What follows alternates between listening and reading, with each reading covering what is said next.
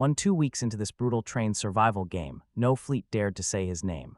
They called him Melancholy French Fries, the undefeated raider who never lost, and nobody remembered he actually started with just a rusty carriage and 2 days of food. Then, talent called Master of Delight woke him up, delivering food, armor, and weapons. Every single dawn while everyone else starved. One by one, the most beautiful women alive chose his train over the deadly fog, turning his empty carriage into a real home. But before we go any further, hit that like button and subscribe. None of this happened overnight. Let us go back to the day everything broke wide open. A cold, mechanical voice began counting inside his skull, announcing that the train survival game was loading. 10%, 20, 50, and the darkness behind his eyes peeled back. While he sat there rubbing a head, throbbing like a massive hangover he never earned. He was kidnapped, dragged off to some completely unknown place. Next was a stupid little worry about making it home for the holidays.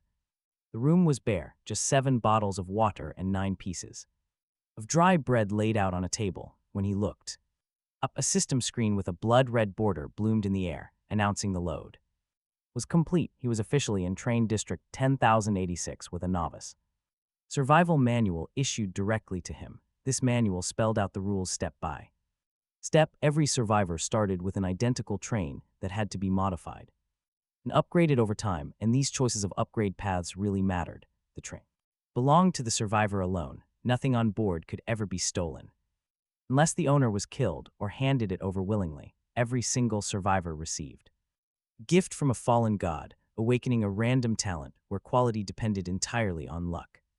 The train could be stopped whenever he wanted to gather essential supplies or crack open a roadside treasure chest, but he had to fear the terrifying crimson fog at his back, since falling into it meant instant death. This was a brutal, lawless place. The manual warned him to trust absolutely no one and let nobody board his train without total control. Loneliness would not be an issue either, since crimson monsters would launch massive sieges against him, though he could also hunt them in the wild and keep them as servants. Novice protection lasted just 7 days, and after that, the crimson fog would enter a deadly new phase, letting monsters easily sense nearby trains. If anything still confused him, the system voice added with pure contempt, he was welcome to sit in his carriage and wait to die, because survival games do not roll out the welcome mat for fools. Then it told him to start exploring. It mentioned there were plenty of secret gameplay mechanics he would have to discover on his own. Suddenly, the chat sector, trading network, and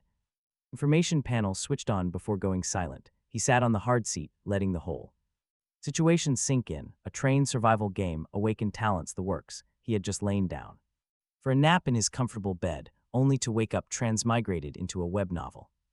He could not even be properly angry about it, though, because there was nothing around to be angry at. He opened up the information panel. It listed him as a level 1 survivor, 0 out of 100, with a pretty snide description calling him a useless newbie fit only to shine veteran shoes. His train was level 1, strength 5 and spirit 6. His sanity sat at 100 with warning note that dropping below 50 would trigger a terrifying crimson intrusion. Below a score of 20 meant madness, below 5 meant mental collapse, and below 1, chaos. The system panel kept that a mystery. For now, his talent line read awaiting awakening. His storage had 5 empty slots. Suddenly, the screen flashed. A new alert appeared. He had unlocked the Master of Delight talent. This allowed him to draw a special card. A fresh Delight card would appear every single morning, steadily improving his daily survival. Drop rates and card quality were upgradable. Right then, the panel cheerfully pinged. It granted him a common card. That stopped him cold, dead in his tracks. He raised an eyebrow in surprise. This was an absolutely top-tier awakening. It felt like a lifetime of saved-up luck had finally paid off in one massive gift. Talk about a jackpot. Watch what happens when he opens the card on the spot. No hesitation, he watched the screen tick his critical hit chance directly up to 1% and his drop rate to 100 before gifting 10 cream buns. He also received 3 high-quality fruit platters and a comfortable sleeping bag. Food, water, and shelter were all instantly sorted. A massive grin spread across his face. Then he turned around to inspect his actual train. Right now, it looked pretty sad. It was just a locomotive and one single carriage, small, pathetic, incredibly weak. The main system panel told him that upgrading to level 2 required a stronger conductor. He needed level 2, along with 100 red coins and 30 red iron.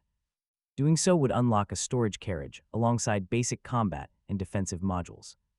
Needing only 2 materials meant those red crystal coins were definitely the main currency. Wanting some answers, he opened up the chat interface. His friend list was completely blank. However, the regional chat channel was already absolute chaos, with messages flying everywhere. An active counter at the top showed the player count dropping in real time.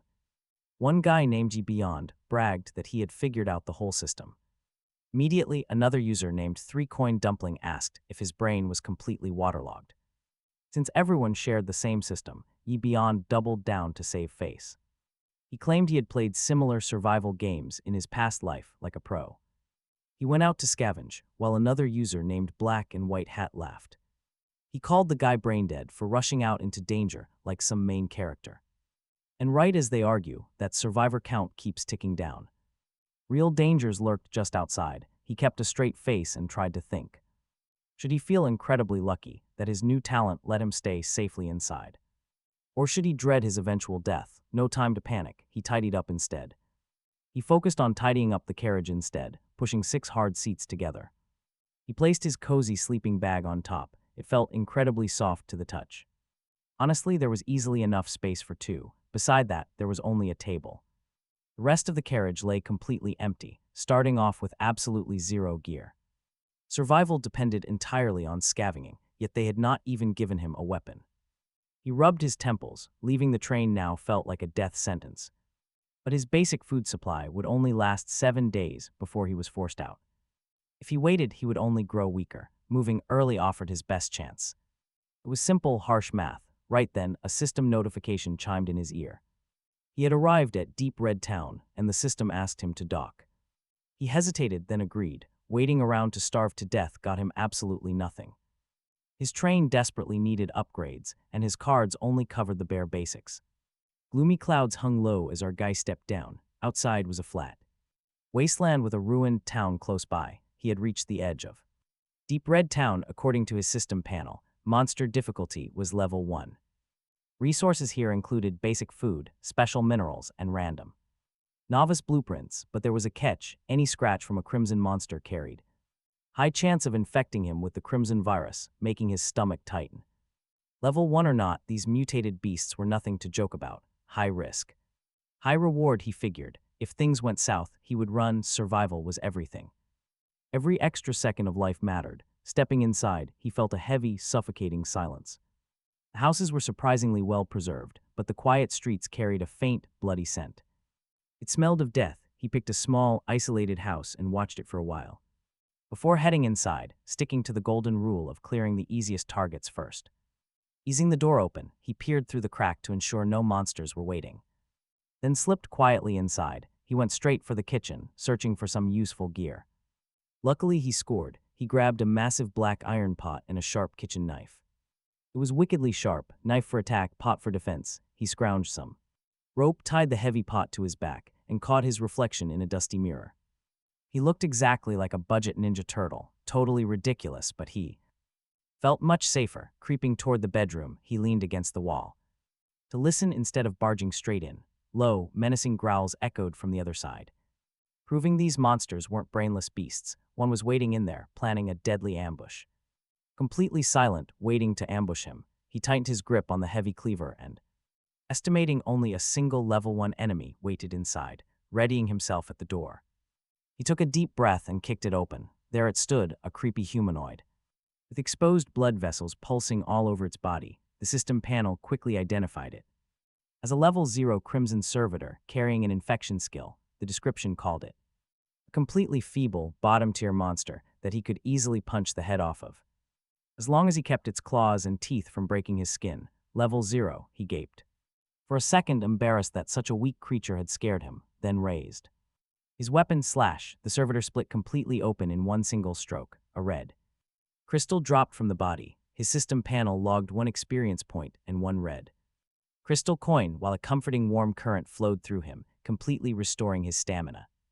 Burned, just newbie mobs. This survival game actually had a soul, easing him in instead of throwing high-level bosses at him on minute 1. 1 coin per kill meant 99 more to level up. Hopefully, this wasteland was crawling. With them, he decided to hunt only these weak servitors for now, playing it completely safe. Once the area was cleared, he could finally think about hunting much bigger game. A quick search of the room only turned up useless cash bills, which really stung. Since he desperately needed food and minerals, but under the old bed, he spotted a bronze treasure chest, which paid off big. It dropped a high-quality harpoon and 2 junior resistance potions plus a junior workbench blueprint. This meant a starter god-tier weapon, complete immunity to the terrifying crimson infection, and a workbench for upgrading his mobile train shelter. The harpoon was level 3 with 5% armor penetration and a bizarre description full of weird jokes about tragic background music in the snow. He stored it away. He tossed the blood-stained cleaver aside without a thought, and ingrate to the end, with a god-tier weapon in his hand. He did not fear getting bitten. Moving on to the next room without slowing, he still was not fool enough to open any door. Smelling like an elite was lurking behind it. Kill the mobs first. If mobs level you up, before long he had cleared the outer area and, counting that first servitor, the kills handed him 81 experience points total, leaving him 19 short of level 2. His whole body felt like it was running hot, like he could put a fist straight through a brick wall. Then he reached a convenience store and stopped cold. There were fresh footprints on the ground.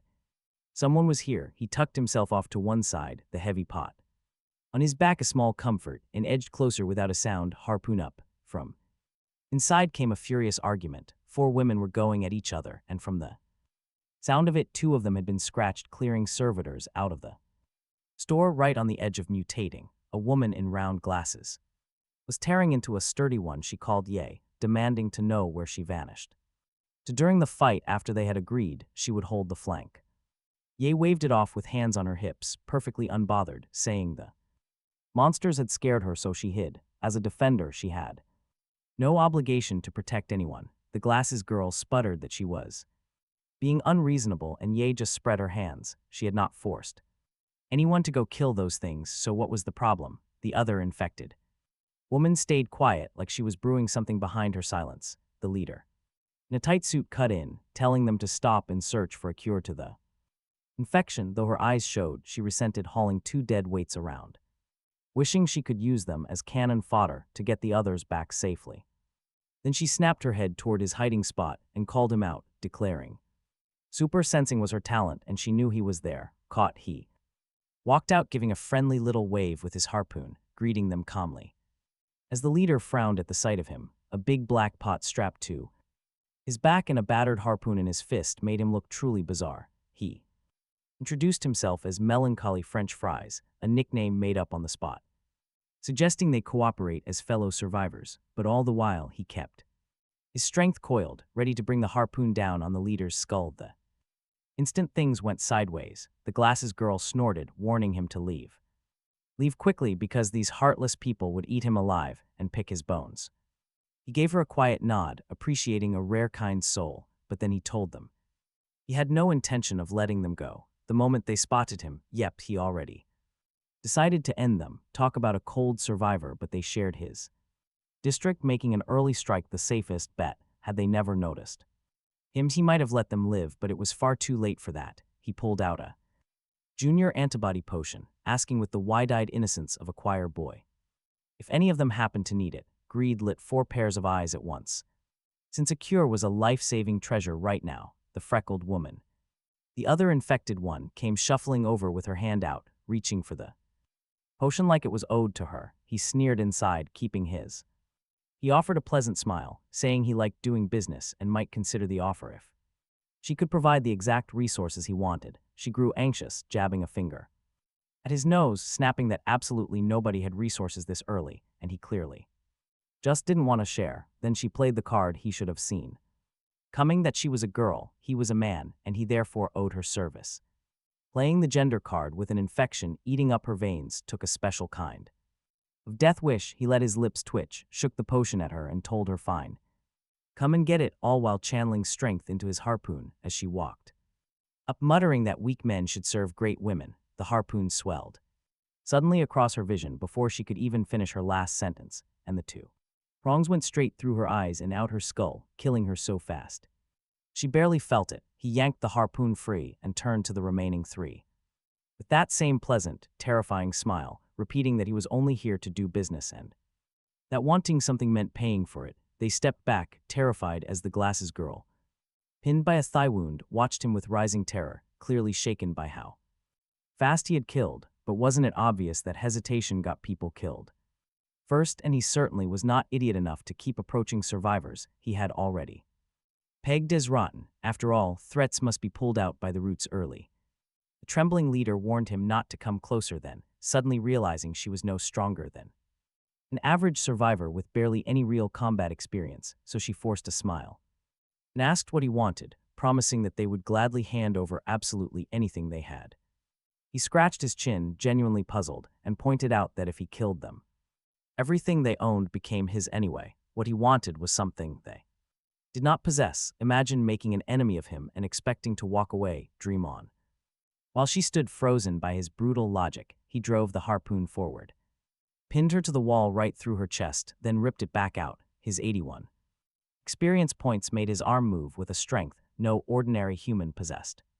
Had Ye screamed at him then, shouting the same tired, desperate line about a man killing weak women and didn't deserve to be called one. He simply raised his harpoon and struck her down mid-sentence, because in this brutal, lawless world she was still playing the gender card, making any argument a total waste of breath when action got things done. That left only the terrified girl with round glasses, and he walked toward her with his weapon. She asked if he meant to kill her, her pupils shrinking in fear. After all, who wants to die when they can live? He rubbed his chin, noting she actually seemed to have a conscience. But the survival manual was clear about never trusting strangers, so even a pretty face remained an unstable threat. Sighing, he told her he hit hard enough that she would be dead instantly. Feeling absolutely nothing, she steadied herself, took a deep breath, and shiveringly told him her name was Lee Hyun, begging to know what she could do to be spared.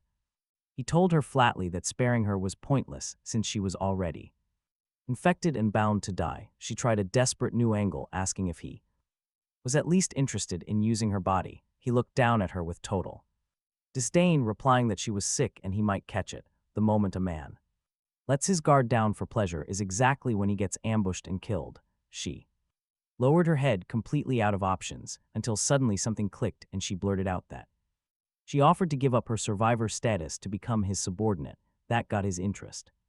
This move would bind her life directly to his. If he died, she went down too. She calmly laid out all the pros and cons, word by word, knowing this was her last card. Without backup, he would constantly stay on edge against every threat in this wasteland. Isolation could drive anyone mad, but she could help watch the train and soothe him. Wouldn't that be a lot better than fighting completely alone in this world? After all, humans are social creatures who easily lose their minds without company. She hoped he would weigh the option carefully, so he asked what her talent was. He warned her that a useless talent meant she might as well jump. He could not afford to feed dead weight, no matter how pretty her face was. She really was cute, with a soft face, almond eyes, and round glasses.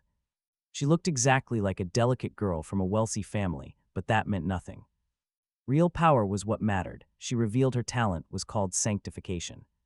It multiplied her physical stats fivefold for 1 hour, with a 30-minute cooldown. Sensing a small sliver of hope, she forced herself up and activated it. Her gentle aura shattered instantly. She shot up to nearly 3 meters tall. Standing wild and fierce, she carried a massive presence that felt oddly familiar. Then it clicked. Talk about a wild visual. He was looking at an 8-foot-tall giantess. Fidgeting nervously, she asked if this was all right, tugging self-consciously at her clothes. Her short skirt and trench coat looked incredibly eye-catching at this giant scale. She quickly added that she could actually hold this giant form indefinitely. However, the actual physical buff would only last for a single hour. He stayed quiet, craning his neck to look up at the towering Lee Hyun. Her massive shadow completely covered him, leaving him privately overwhelmed by her size. He sighed, asking if her appetite grew along with her size. If she ate like a horse, he definitely could not afford to keep her. She quickly reassured him that her food intake stayed exactly the same. She could easily haul cargo and assist him, proudly patting her chest. That settled it. She was low maintenance and highly capable. She could join for now. He ordered her to relinquish her survivor status and become his subordinate. Opening his system panel, a prompt popped up asking to accept Lee Hyun. He selected yes, immediately transferring the control rights of her train over to him. The system then gave him the option to completely dismantle her vehicle. He did just that, successfully harvesting 10 basic defense parts from the wreck. He ordered her to loot the convenience store, then asked about the other players. She shook her head, explaining they only teamed up after entering the town. Dismantled trains broke down into basic attack or defense parts. This was exactly what he needed to upgrade his own train modules. He held out his hand, demanding every single red crystal coin she had. The guy really is cold. Pretty or not, she was just useful labor to him. She handed over 3 coins, which were useless to her now anyway. Funding his upgrades was her best bet to raise her own survival odds. He pocketed the coins and ordered her to grab a bag and clear the store. He wanted absolutely nothing left behind. She pointed at herself in pure disbelief. She asked if she had to empty the entire store alone, but he just nodded. He needed her to pull her weight. What good was she if she did nothing? So he waved a basic antibody potion right in front of her, promising a cure the very second she finished the job. That immediately perked her up, and she dove straight into the shelves, stuffing large items into her storage space while packing the rest of the food into sacks. The conductor scanned the loot dropped by the other 3 men, alongside 3 glowing milky white orbs. It was pretty poor pickings, just 10 water bottles and 8 pieces of stale, hard bread. The only real prize here was 16 red crystal coins, which combined with his existing bank, finally put him over the threshold to upgrade his train. He touched the 3 orbs, and the moment they contacted his system panel, they dissolved into a warm current that surged through him, granting 30 experience points and pushing him past the limit. His system announced he had officially reached level 2, and the rest of his status screen updated. His experience now sat at 11 out of 1,000. With the train remaining at level 1, strength hit 21 and spirit reached 22, though sanity sank to just 8. His Master of Delight trait hummed at 100% drop rate. While his inventory held 100 red crystal coins, 50 red iron, 40 redwood, and a basic workbench blueprint, he stretched and gave Han, who had just finished packing, a quick thumbs up and some praise before tossing her the basic antibody cure. She caught the vial carefully and injected it, making the swollen red veins running down her skin fade instantly. Giggling, she asked how she looked now. Honestly, you can't blame him. She looked incredibly sexy, and he wasn't lying. Only now, with her officially being his subordinate, did he actually allow himself to take her in properly, the perfect curves that thin skirt could not hide, her soft physical strength in that faint scent, a top-tier dual form.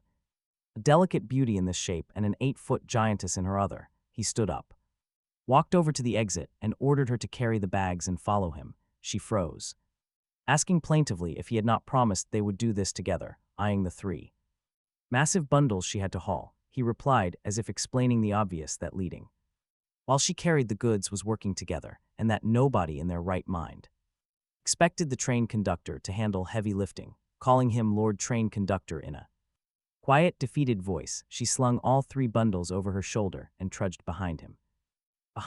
Eventually, seeing her genuinely struggle under the load, he decided to take one of the bags off her to lighten things up. Back at the train, Han shoved their 2 massive bundles into the carriage, then instantly collapsed onto her sleeping bag, completely wiped out. The conductor ignored her completely, stepping over to the control console to activate the train upgrade. Instantly, the stored materials drained away, and the vehicle began rebuilding itself from its own fundamental laws.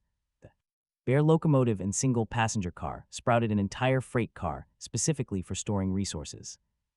System panel confirmed the successful upgrade, unlocking brand new attack and defense modules while elevating the train to level 2. Defense rating spiked accordingly, and he received 2 empty equipment slots, though he had absolutely no idea what kind of gear fit there yet. Feeding the basic workbench blueprint to his console unlocked its primary manufacturing function.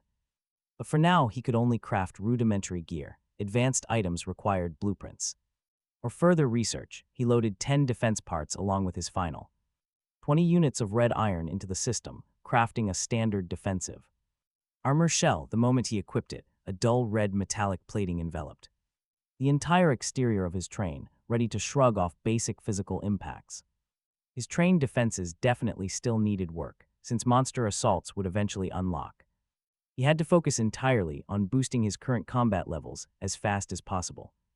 Otherwise, the next major beast tide would turn his locomotive into an absolute metal tomb. When he checked the level 3 upgrade requirements, the difficulty had absolutely spiked. Reaching level 3 required an area boss mark, 500 red coins, and 100 red iron, along with 10 crimson organization units and 1 rare crimson core. That boss mark meant Deep Red Town held a major threat, and just stepping into that danger zone right now was basically serving himself up as an easy snack. Still, those rare materials were almost certainly drops from that regional boss. Darkness fell and exhaustion hit, so with a 7-day grace period, he finally relaxed. Entering his cabin, he found Hayan completely sprawled across his bed, so he swatted her. He told her to wake up because the floor was her spot and the sleeping bag was his. She blinked awake, yawning lazily, and complained in a tired, sweet voice that the floor was way too hard, begging him to share the cozy sleeping bag instead. A subordinate fighting the conductor for bed space, he crawled in, reaching for the zipper. But she stopped him, cutely suggesting that they could easily just sleep together. She blinked those huge eyes, already mostly undressed as she lay right beside him. With her white stockings still on, he stared at the 3-meter-tall, resilient woman. Lying right beside him and swallowed hard, no normal young man could easily ignore that. And his own mind was definitely racing in that exact moment, so he asked. Asking if she wanted the mattress that badly, which immediately made her sad face fall. Betting everything on him immediately rather than trying to ease into things slowly. To her, this was simply the smartest play. She pulled his arm close and whispered that sleeping together would keep the chill away. Feeling her soft warmth made his breath catch instantly, so he welcomed her in, the rest of their quiet night. Remains their secret, though she had long since stopped merely putting on an act. And somewhere in the quiet hours they both drifted off, her mind swimming with happy thoughts. She had successfully made him accept her, and knew he could not easily deny her now. When the bright morning sun finally spilled through the train cabin windows, the system screen woke him up with notifications that her delight value had surged. 110% drop rate plus 3% crit. Stretching, he looked right down. Pleased with the climb, but noticed she had shrunk back into a little girl. Overnight, that bizarre transformation was definitely a mystery he would have to test out later. He dressed and sat down in the passenger cabin to check the global chat. The active counter showed 98,153 survivors, meaning well over 1,000 people had perished overnight despite having a safe 7-day grace period. Too many fools thought they were invincible main characters and went out exploring in the pitch black. The channel was pure chaos. One player begged for scraps after being robbed. Another offered 500 red iron and 100 cotton for trade. Another sold private photos for cheap resources. But underneath all that chaotic noise, he could see a grim new reality taking shape. Groups were forming, and some actually raised fellow humans like livestock, keeping the weak penned up forever just to harvest basic resources. To them, these human pigs were easier targets than hunting actual monsters.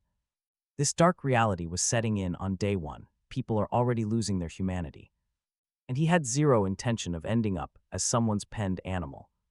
He had to keep up, so he claimed today's delight card, and the system offered him an excellent one, asking if he wanted to open it.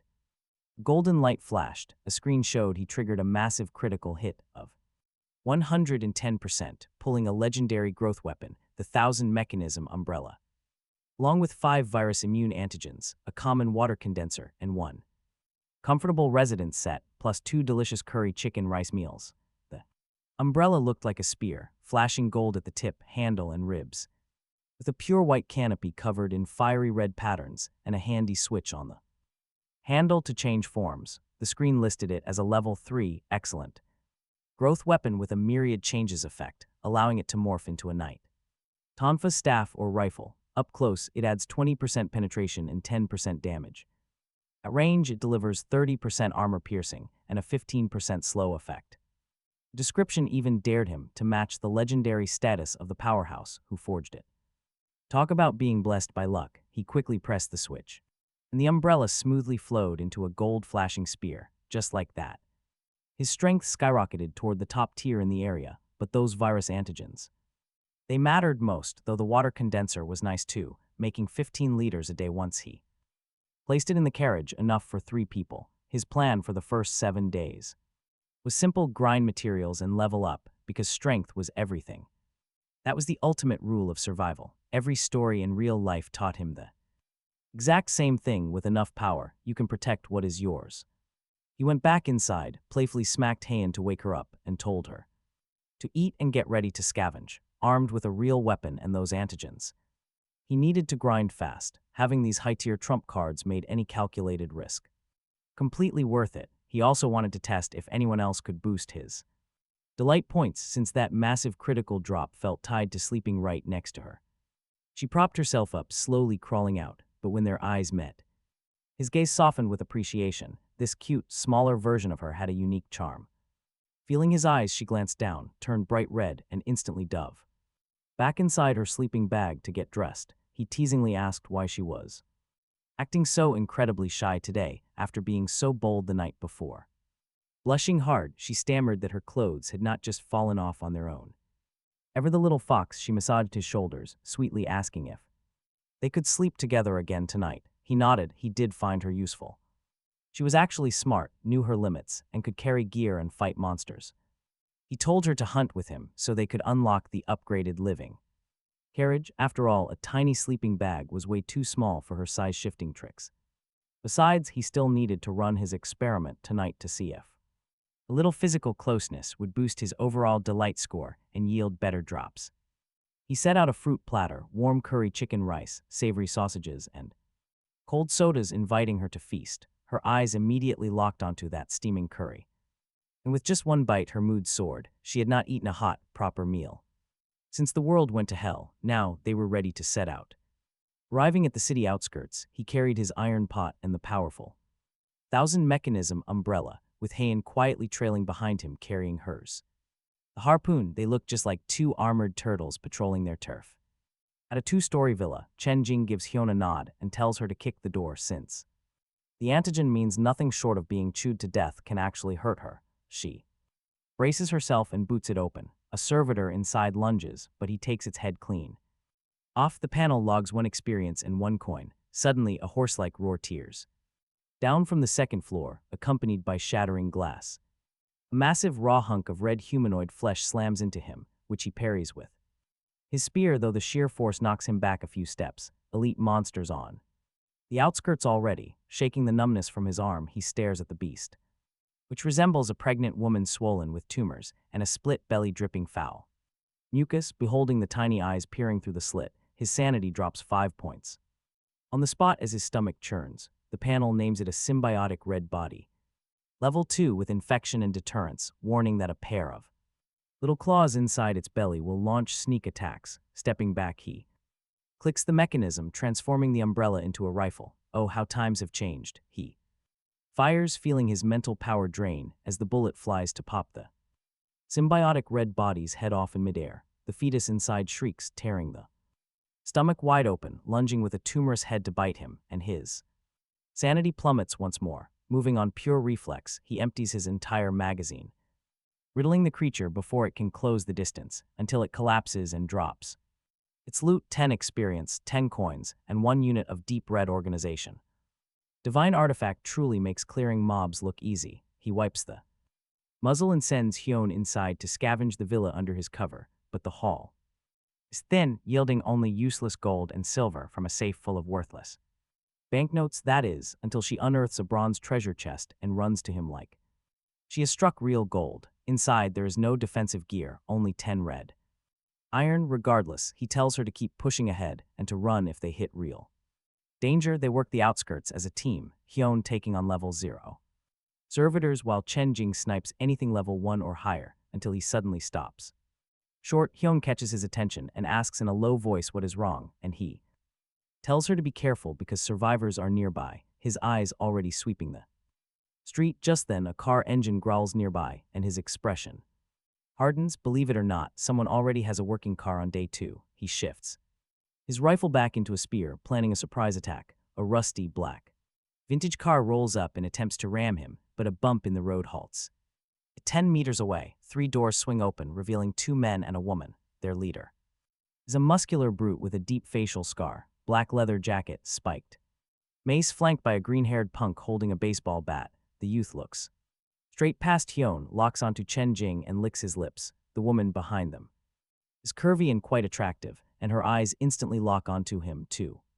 The scarred leader remains silent while deep greed flickers in his eyes. The youth's intense stare makes Chen Jing's skin crawl, realizing they did not approach because of the woman. They have set their sights on him. A quiet killing intent settles in. Deeply, anyone targeting him has already booked a one-way trip. The guy.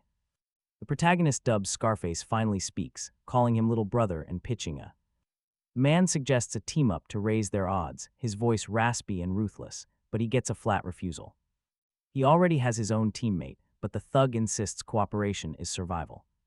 He just sneers and asks if anyone has ever mentioned how pathetic his acting is. The insult lands, and a quick flash of regret crosses the thug's eyes. He clicks his tongue, annoyed that his little act was seen through so easily. He grumbles that playing along would have kept him alive, but now it's time for a reality check. The green-haired punk chimes in, telling his boss to stop wasting breath. He suggests killing the woman and keeping him around for some sick amusement, as they tense to move. He summons his rifle and fires instantly, dropping the punk where he stands. A clean bullet hole right through his skull. The sudden gunshot freezes the other two solid. Their eyes stay glued to the weapon. Nobody should have a gun this early. He warns Scarface that his time is up. The thug forces a smile and takes a step back. He begs to negotiate, but he gets absolutely no patience in return. He blows the man's head apart without another word, leaving only the trembling woman. She shakes, staring up into the hot barrel. He asks if she knows where the trains are. After a tense moment, she stammers that she does and will lead him there, on one condition. She wants her life spared, setting conditions now. Heian reads the situation instantly. She steps up and smacks the woman across the face, snapping her back to reality. The woman immediately crumbles, sobbing that she does not actually know. She begs for her life, crawling to his feet and tearing her collar open. It is a desperate, pathetic attempt to offer her body. He simply raises his gun and fires. The sudden shot startles even Heian. He coldly tells her they are leaving, hating useless baggage. Besides, there is a strict cap on subordinates, only 2 slots at level 2. Since Heian already occupies one, he needs to save the final slot for someone useful. He wants a healer, not some disposable distraction. After the mess clears, he sorts the loot. There are some red crystal coins and 2 units of deep red organization. Absorbing 3 experience orbs pushes his total to 328, then comes a great surprise. Level 5 soft armor that blocks almost all sharp weapon damage. The item description cheerfully notes that it covers the body. But it leaves his head bare, warning him to protect his noggin. It does not hinder his movement. With the outskirts mostly picked clean, and Heian finally reaching level 2, they are ready. It is finally time to head deeper. Deep inside this red-drenched town, a brutal war is raging. The sounds of battle rattle their eardrums as 2 terrified women come sprinting out of the chaos. The younger one, dressed in a student uniform, anxiously complains to her older companion. She asks how many people are crammed into this place, guessing there must be over 100. Judging by the tracks, the crowd is massive. The older woman with her has a mature, calm air. She looks like a teacher, with soft peach cheeks and a sideswept ponytail draped over her shoulder. She has a gentle, housewifely vibe, answering the girl with a grave look. She explains the game is likely herding everyone together to force them to fight. They want them to thin their own numbers. The death toll has already skyrocketed on day 2. Everyone knows the rules now, and over 3,000 are dead. The weak are being weeded out. This grace period is a brutal filter. She calls the student by her name, asking for help. She tells her to use her acceleration. The white-haired, red-eyed student nods immediately. Though she just turned 18, her baby face contrasts sharply with her surprisingly developed figure. Her rare talent is spatial acceleration, literally warping space around her to move. They moved faster, chased by countless servitors and a massive horde of creatures. These parasitic red beasts filled the streets. Their instructor, whom he later knew as Liara, scowled and questioned what those fools were thinking when they triggered a deadly corpse tide during this early phase. The local gang here was the Black Wolf Gang, boasting 3 strength talent leaders who enslaved 6 subordinates to collect materials. As a major force in Deep Red Town, they targeted weapons at the police station at the town center, somehow triggering a massive beast tide with no clue what they woke up underground. Hyun drove while he mounted his gun to the vehicle, mowing down everything in their path. When she warned him that the monsters were multiplying, he urged her to get even closer. To investigate, approaching closely, he saw them pouring out like a flood, thousands of servitors with symbiotic bodies scattered among them, more than all. Outskirt monsters combined. He told her to slow down, likely finding the boss's lair. Now he switched his rifle into a heavy cannon and blasted the middle of the horde. The explosive shell tore open a massive crater with experience. Flooding into him, bringing a massive grin to his face, he urged her along the outer edge while firing the weapon in rapid succession. The notification panel rattled off gains of points and coins repeatedly as he incinerated the horde. Soon, an entire ring of beasts was obliterated, pushing his level up to level 3. The system updated his stats to Strength 35, Spirit 38, and Sanity 87, while his inventory held curry rice, 100 water bottles, 3 antigens, 50 bread rolls, and 2,315 red crystal coins. At level 3, level 0 servitors gave him nothing. Switching back to the rifle, he harvested some level 2 symbiotic beasts for their remaining experience, then headed straight back to the train. Hyun wanted to reach level 2, so he waved her off to try, warning that getting bitten to death was completely on her. Fortunately, her talent favored growth, wonderfully adding a 5-fold multiplier to her average base attributes. Of 20, this meant 100 total points, making her nearly invincible at her stage, especially compared to his level 3 average of 35. She giggled, planted a quick kiss on him, and stepped outside, knowing that staying useful guaranteed he would never abandon her. Instantly, she grew to 3 meters, holding a 2-meter harpoon like a tiny rapier. While she cleared the area, he opened the market interface to check his options. Food and water topped the list, followed by vitamin-rich fruits, where 10 units of iron ore traded for a single loaf of hard bread. Safe resource points were incredibly scarce, and the best ones, like convenience stores, butcher shops, and hardware locations, were seized right from the start by just 1% of top players, leaving daily essentials short. Everywhere, finding nothing useful, he opened the global chat to scan the logs. 1 user was screaming about a complete maniac, driving a train around and slaughtering other players, which he filed away as a brilliant concept. Another bragged that he held a hardware store and collected 500 red iron pieces. Another hawked random photos, but then a post from a user named Loki. Salted fish caught his eye, offering heaps of fresh water and bread, requesting construction and equipment blueprints in exchange, showing off a photo of his huge mountain of bread and clean water. Instantly, the chat channel exploded in awe. People were calling him a big shot, and girls offered photos for blueprints. I felt that familiar pull of recognition. This guy was the true global survival protagonist, loaded with plenty of food and water. Whether he would get a system or a unique talent, who knew? But with his haul being strictly black bread, I figured he just had some daily doubling talent. Nothing special. I kept watching to see if some idiot would trade away blueprints or gear, and right on cue, one did. A guy named Smooth Brain was offering a piece of special equipment. For food, stats included soft gold armor of excellent quality, reducing blunt and sharp weapon damage by 15% each, an amazing early game item, and I could not sit still. With armor like that, you go gather your own food. Instead of trading it for a few dozen rock-hard bread loaves, he really earned his Smooth Brain nickname. Salted Fish offered 10 loaves and 3 bottles of water. Smooth Brain balked at the low offer, but Salted Fish just pressured him, saying supplies were scarce and food prices would only go up. Take it or go fight the resource holders for food. Smooth Brain hesitated, and that was my opening. I private messaged him under my old throwaway name, Melancholy French Fries, offering a hot curry chicken and rice meal, 30 filled bread rolls, and 10 bottles of water. With 30 seconds to decide, he replied almost instantly, calling me his real brother. The trade closed, my cheap food vanishing from my inventory and the soft gold armor appearing in my hands. The price was several times Salted Fish's offer, yet enough to feed someone for a month. I told Smooth Brain to bring me whatever else he found, promising fair deals, and he promised to come to me first. I had struck gold. As for being targeted by that Salted Fish guy who reeked of protagonist energy, I genuinely did not care. I needed to arm myself by any means because nobody knew whether disaster or tomorrow would arrive first. Some random Salted Fish. What did he have to do with me? I put on the gold-threaded armor and searched the market again, figuring that with a protagonist around, there would be more bargains floating loose. A few pages down, the screen refreshed, showing a Blueprint, the Crimson Baffle, level 9 epic quality with powerful defense that could fire concentrated beams of crimson energy to counterattack and absorb nearby blood to repair its durability. The build cost was steep, 100 red iron, 50 defense components, 50 attack components, 50 coins, and 10 deep red. Tissues, it was up for auction, and the cost scared off most bidders, leaving the top bid at 30 loaves and 3 waters, the familiar. Dinginess told me exactly who it was before I even checked: salted fish.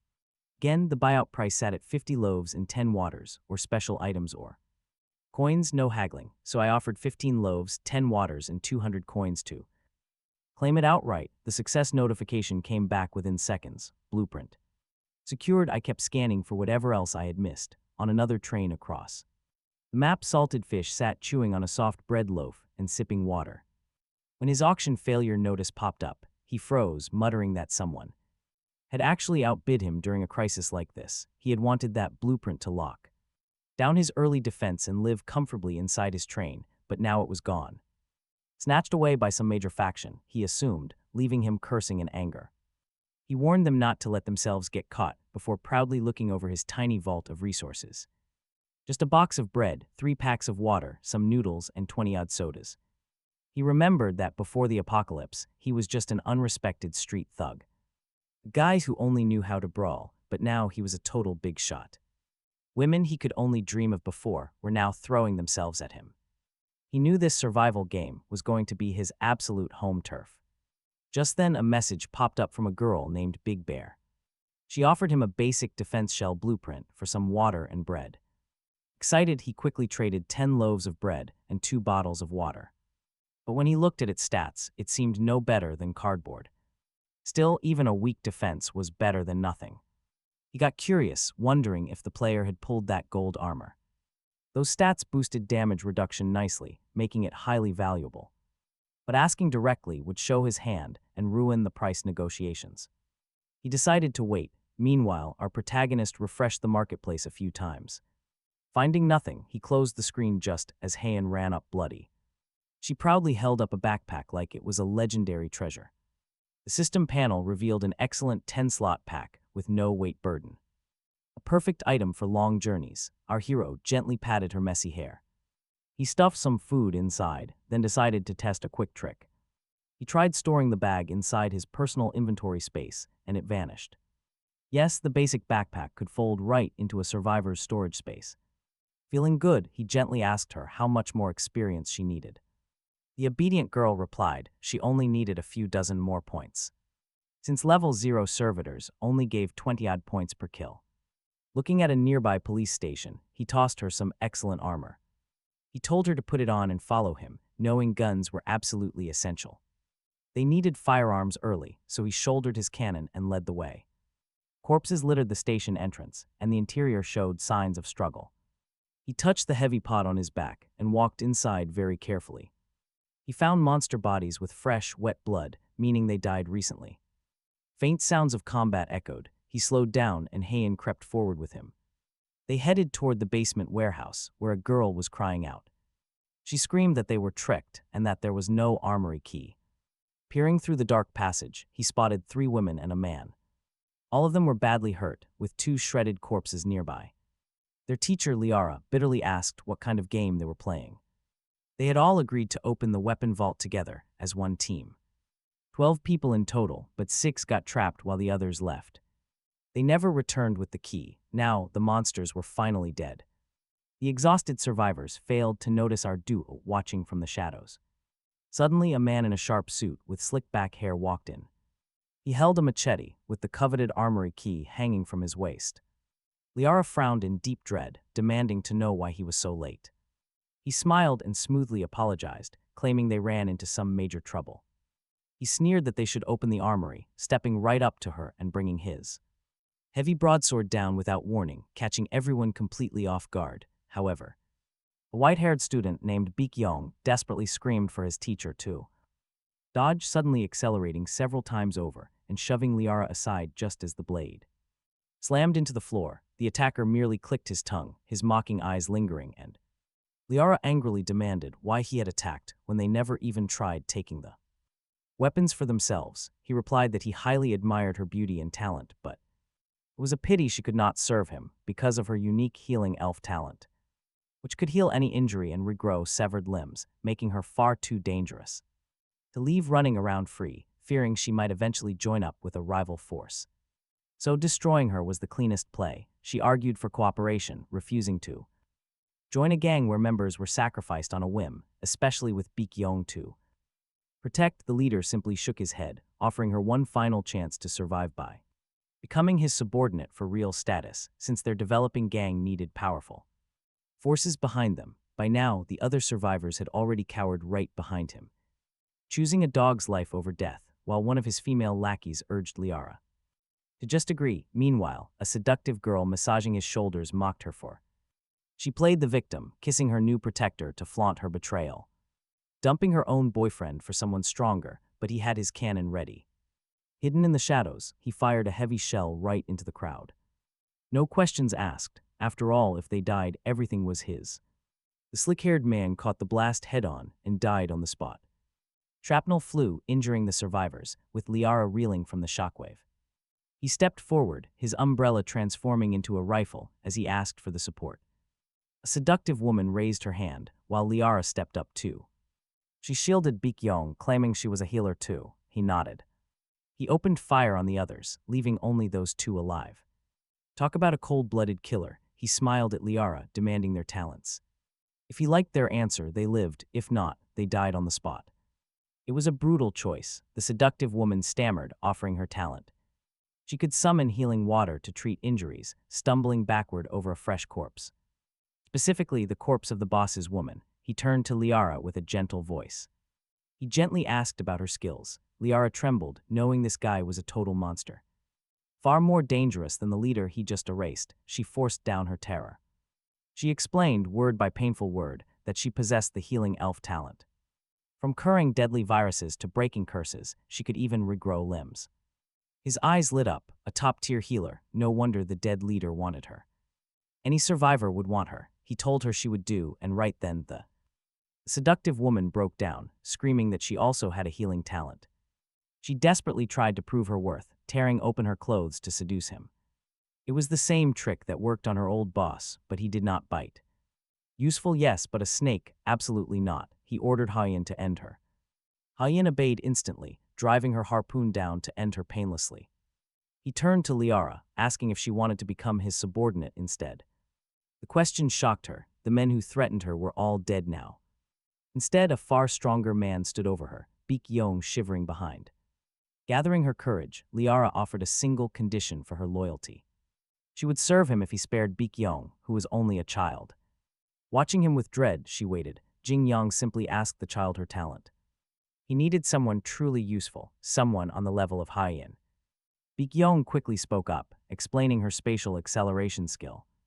She could warp space to boost her speed for half an hour, including 1 second of invincibility during the warp. Talk about a seriously broken survival skill. Jingyang smiled. He accepted them both, making Liara sigh in massive relief. She quickly surrendered her survivor status, scanned him once, and submitted her request. He accepted both immediately as the panel logged their loot. 2 dismantled level 1 trains, plus 10 defensive and 10 offensive parts. Welcoming them to his team, he introduced himself as their leader, Jingyang. He told them to call him train conductor, satisfied with this haul. Both of their talents were highly solid, proving this trip had paid off. Liara nodded, too terrified to meet his eyes, while Baekhyun huddled close. He ignored their fear, knowing they would adapt. He found the armory key next. It was among the dead leader's drops, alongside piles of valuable resources. His crew had scavenged Deep Red Town for days, growing insanely rich. While Jingyang gathered the loot, Hyein cheerfully approached the 2 women. She promised them that despite his cold look, he treated his people well. Baekhyun peeked out, her big eyes full of distrust, questioning if that was true. After all, he had slaughtered everyone the moment he arrived, like a demon.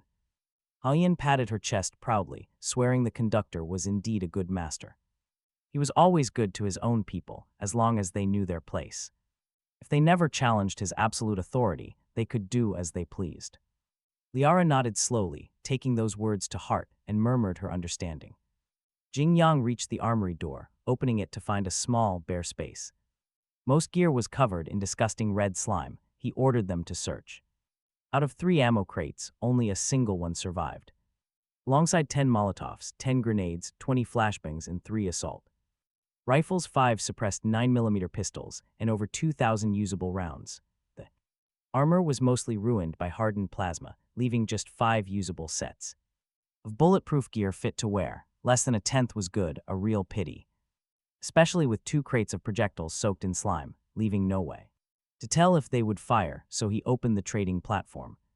Listing all the damaged weapons, immediately buy offers flooded his inbox, all from a single buyer, his old contact, Loki's Salted Fish, offering 50 loaves and 20 waters for the entire bundle of damaged rifles and thousands of rounds. That stingy trader was dreaming. Besides, the gear was broken anyway. Pulling the pins on those sketchy grenades might detonate them instantly in his hand. Selling them off suited him just fine, so he told the buyer the offer was way too low. He asked if there was anything else on the table, since he had plenty of food. He said he would think. He lost interest and almost closed the chat when a message arrived from Little White Hair offering a resource. Decomposer blueprint for an assault rifle and some ammunition. A level 9 blueprint, perfect for breaking down useless waste into survival supplies. Crafting required 20 red iron, 50 coins, and 1 deep red organization piece.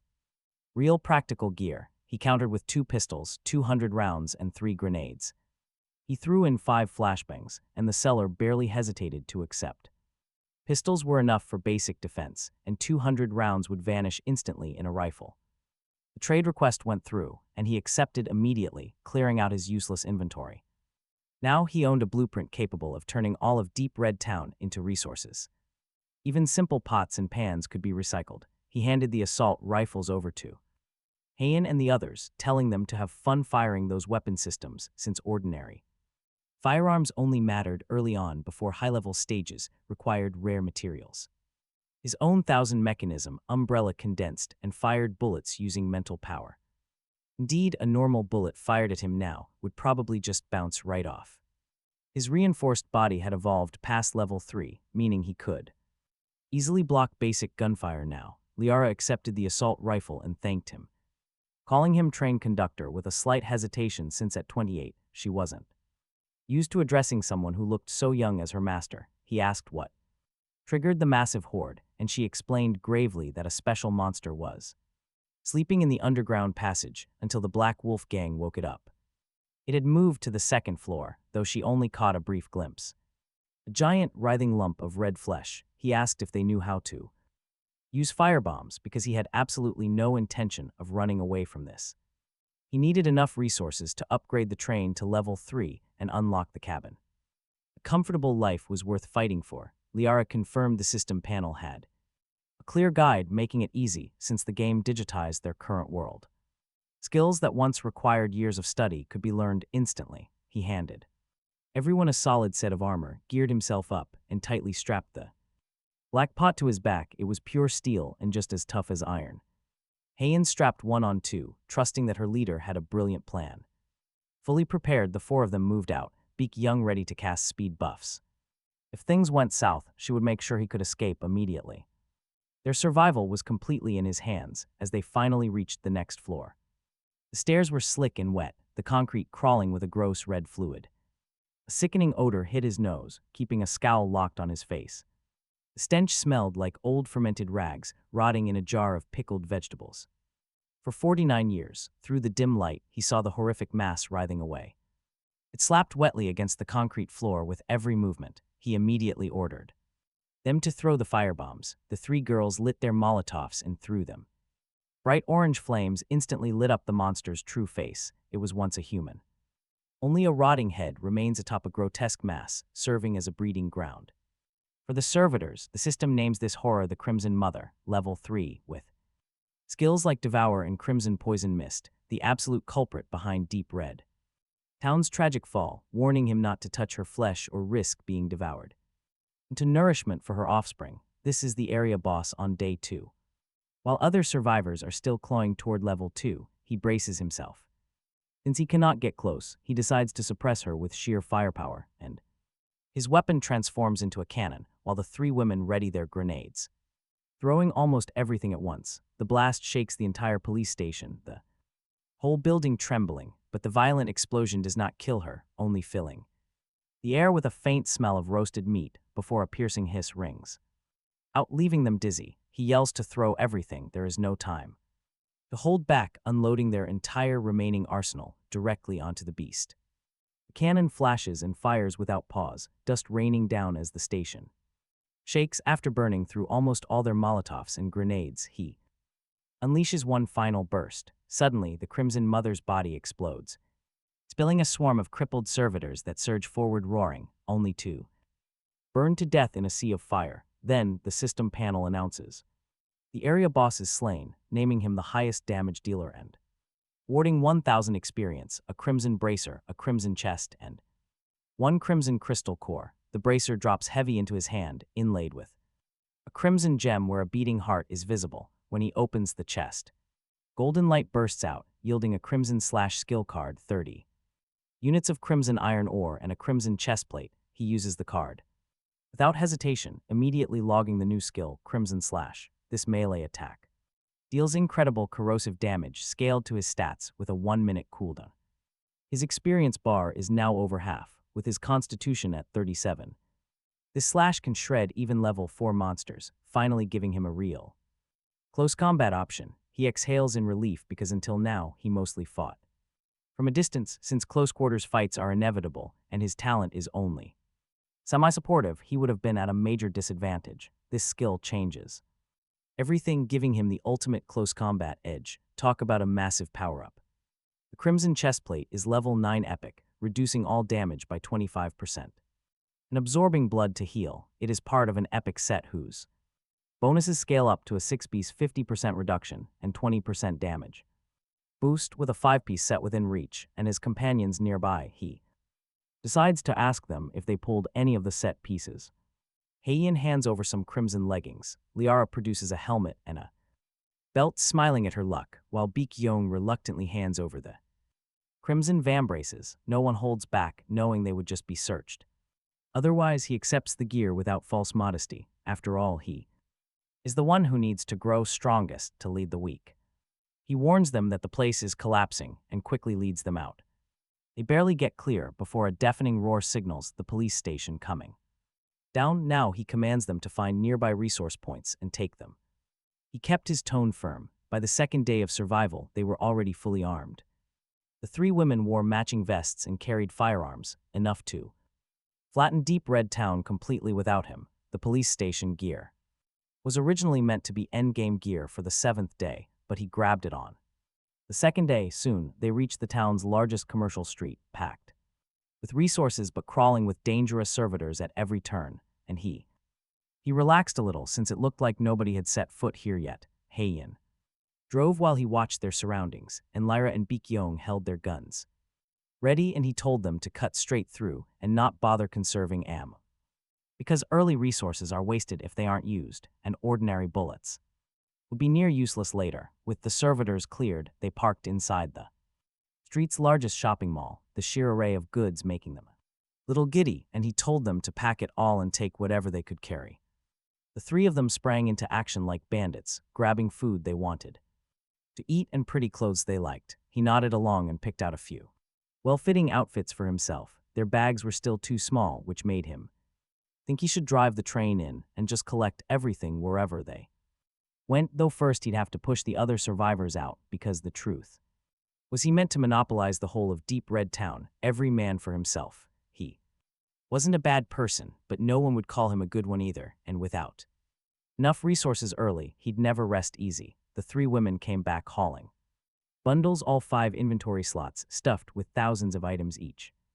Heian dragging 3 or 4 big bags and reporting they couldn't fit the rest. He rubbed her forehead in appreciation and told her tomorrow he'd start the train and scavenge around Deep Red Town properly. That today was just for learning where the resources sat. They were about to leave when 3 vans pulled up at the mall entrance, and over a dozen people climbed out, evidently here for the commercial street themselves, hurrying over the moment. They saw the nearby servitors already cleared. They clocked his group of 4 loaded with bags and froze, gawking at so many supplies and 3 pretty girls. One cracked that he was clearly a freeloading boy toy, making 3 women carry everything. Another whined that he was sick with envy. A third sneered that, with so many of them, they honestly believed they could take whatever they wanted. Huge mistake. After all, the old rules were gone, replaced by the simple law of strength.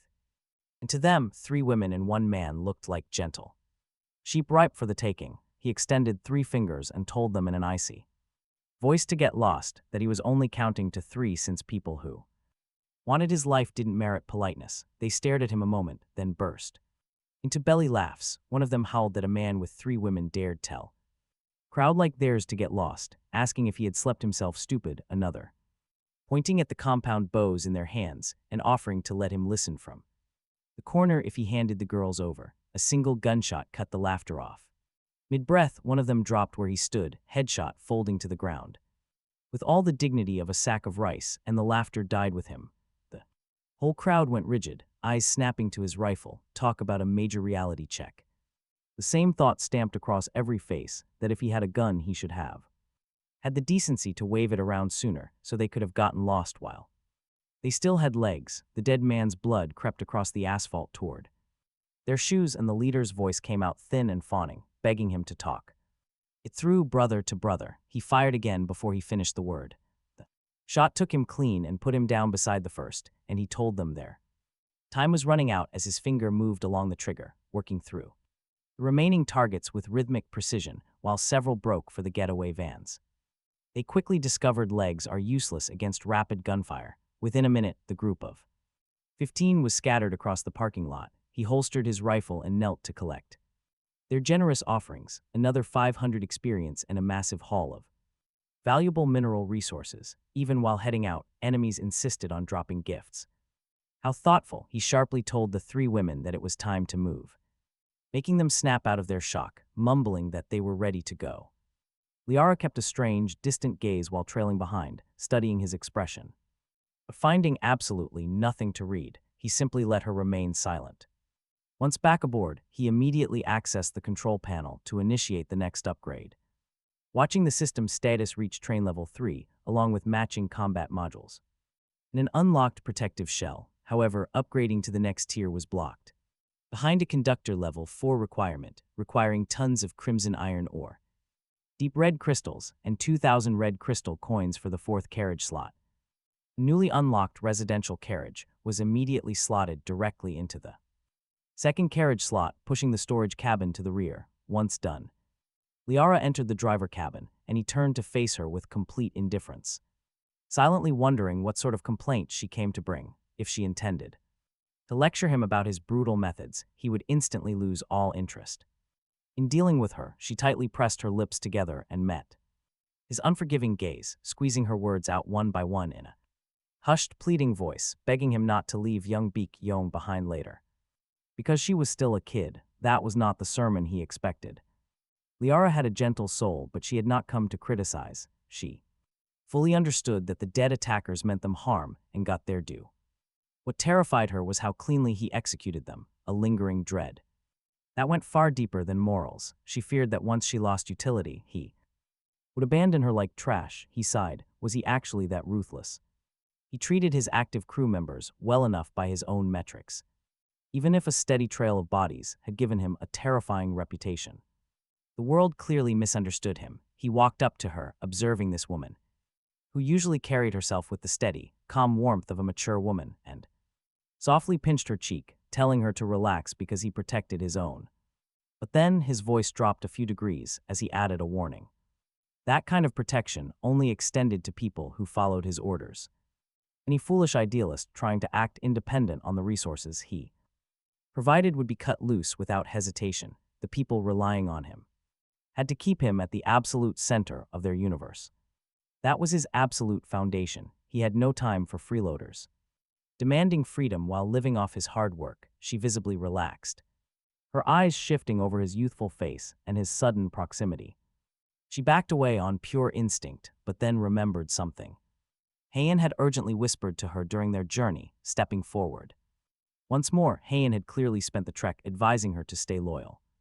Raising her own standing in his eyes, the girl had certainly been busy, Lyra drew a long breath to steady herself, and he nearly laughed because in that moment she looked like a ripe peach left too long in the sun, the sweat on her skin.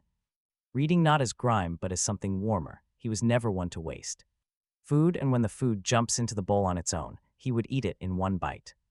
Outside the cabin door, Hyun had her ear pressed flat to the metal, and the instant she caught movement inside, she peeled away to go find Baek Young and piled chores on her, making sure the girl had no spare minute to come looking for her teacher or to interrupt the train conductor's good business, the number one general at work. She congratulated herself, admiring her own handiwork, before drifting back to lean against the wall and listen some more. By the time they came out for the evening meal, he had his arm around Lyra's waist, his hand resting easy on the curve of her, and Baek Young looked up from wiping sweat off her forehead to ask her teacher where she'd been all afternoon, since she hadn't seen her once while cleaning the warehouse. Lyra managed a sheepish smile and said she'd been helping the Lord train conductor handle some matters, her body giving a small involuntary tremble before he finally withdrew his hand. Her figure didn't have Hyun's enlarged softness, but the sweat-sheen warmth of her was its own irresistible thing, still catching her breath. She handed Baek Young the virus immunity antigen he'd given her. After level 3, he didn't have much appetite, so he went to inspect the residential carriage, roughly 50 square meters, 30 for the bedroom, and 20 for combined kitchen, toilet, and bath that doubled as a 500-liter water store wired into the primary condenser. The store sat nearly empty, so he'd poured in the water he'd scavenged, thinking ahead to a proper bath, and walked into the bedroom to find a single bare wooden plank of a bed, no quilt, nothing. Genuinely shabby. He used the comfortable residence set he'd been saving in the warehouse, and the plank vanished, replaced by a bed wide enough for 8 soft quilts, a real sofa, a fully fitted kitchen. The whole carriage suddenly fit for humans instead of cattle. He sank onto the sofa, and a private message arrived from Loki's salted fish, offering him 100 loaves of bread and 100 bottles of water.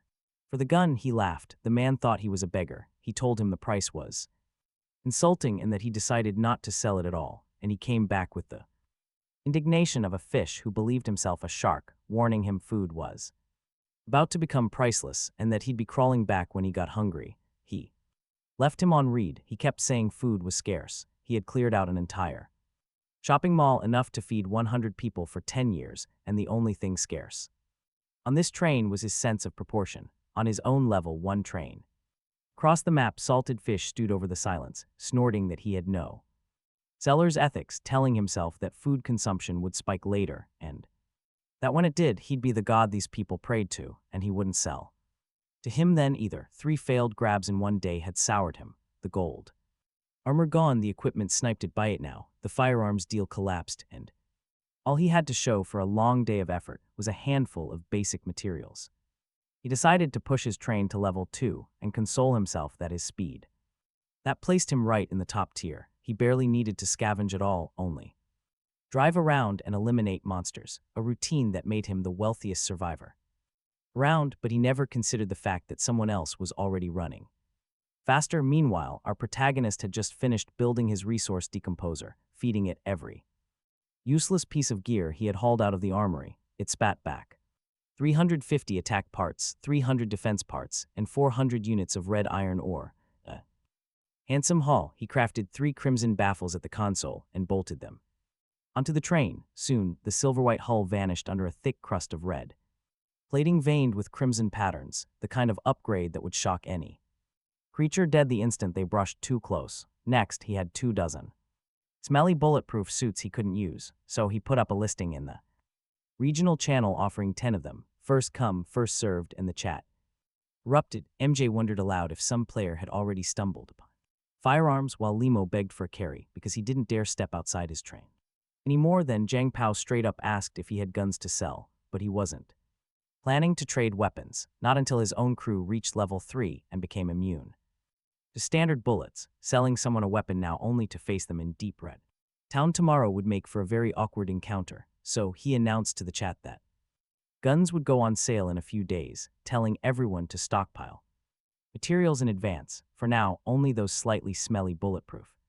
suits were available. He told them to gather resources first, and once his old guns retired, they could buy the ammo. Soon, Jiang Pao offered him 5 units of crimson iron ore and 10 deep red organization pursuit badges, a fair deal that would net him 50 units of iron ore for 10 suits, exactly the resource deep red town couldn't supply. The town produced food and basically nothing else, no mines, no factories, and none of the rare materials required for a real upgrade.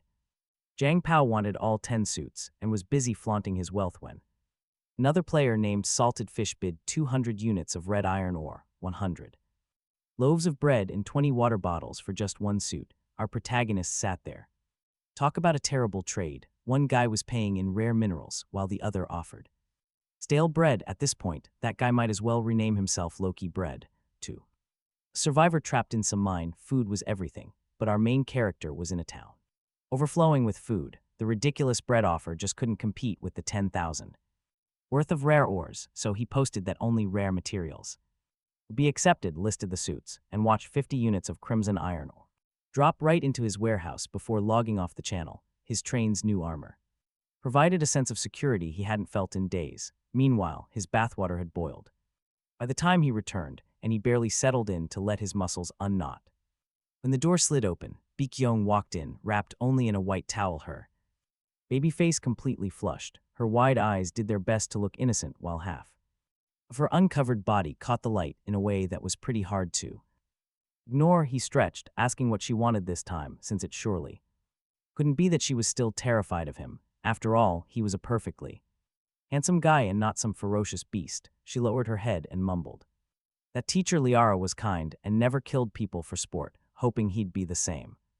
The train conductor wouldn't hold it against her in the future. The two of them had been together for 3 years, more like close friends than teacher and student, and the girl had clearly decided to trade herself to guarantee her teacher's safety. It was almost touching. He nearly laughed out loud because thinking back to Liara that afternoon, the resemblance was uncanny. In a single day, both teacher and student had thrown themselves on the same sword for absolutely nothing. He never wasted a single opportunity. Standing up, he looked at her, pretending to cover her eyes while peeking through her fingers until her face flushed completely red. He told her plainly that he had no such grand demands of his own people, explaining that Liara was a dedicated healer and only a foolish man would send a healer to the front lines to kill. He tilted her chin up, her towel slipped, and they stood there in perfect honesty. Out in the corridor, the mastermind behind all this had returned to her listening post. The moment she judged the operation a success, Hyun smiled and decided she would be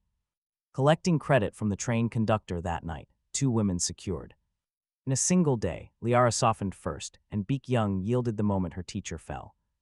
For the train conductor's happiness, Hyun had kept herself very busy, deciding the number 1 confidant could only be her. That night, she adjusted her size to his preference and pulled him into her arms, somewhere in the middle of their intimate moments. He asked her to cancel the sanctification on the spot. Her eyes went wide and scandalized as she demanded to know what kind of conductor asks for that at a time like this, but he just let her have her playful outrage. The next morning, he woke up at exactly 8 a.m. to his system panel, announcing his delight value had climbed again. Drop rates reached 130%, criticals at 6, and an excellent delight card was waiting to be opened. Only 4 days remained before his grace period ended, and he hoped for defensive and survival supplies. After all, the only path to a comfortable life was turning his train into an absolute fortress. He opened the card and pulled 10 portions of braised pork, a primary water condenser, a map of his current location, and a space gem. The gem expanded his personal storage by a slot, which was useful, but the map was the real treasure. As it unfurled, it laid out every resource point in Deep Red Town in fine detail, including 3 large ones he already controlled. The map also counted 93 survivors still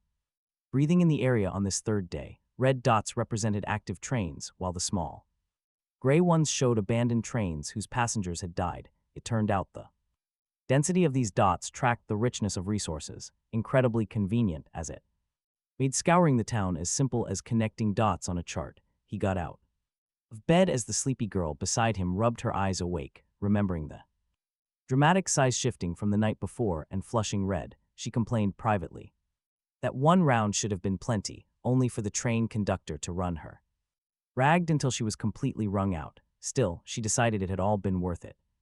Since she'd been the first to pin the train conductor beneath her, he installed the new primary water condenser into the carriage, doubling their daily yield to 30 liters, and stepped out into the tempting aroma of cooking. Liara stood at the stove, and he was pleasantly surprised that on top of being a top-tier healer, she could also cook, which struck him as an excellent bargain. After days of prepackaged meals had nearly turned his stomach, she said, with a light smile that she knew a little and hoped he wouldn't find it unpalatable, her figure moving gracefully in front of the flames in a way that made for a pleasant view. Baek Young yawned out of the bath and fixed him with a sullen stare, complaining that the train conductor had clearly been playing all night since she and her teacher had lain awake the whole time.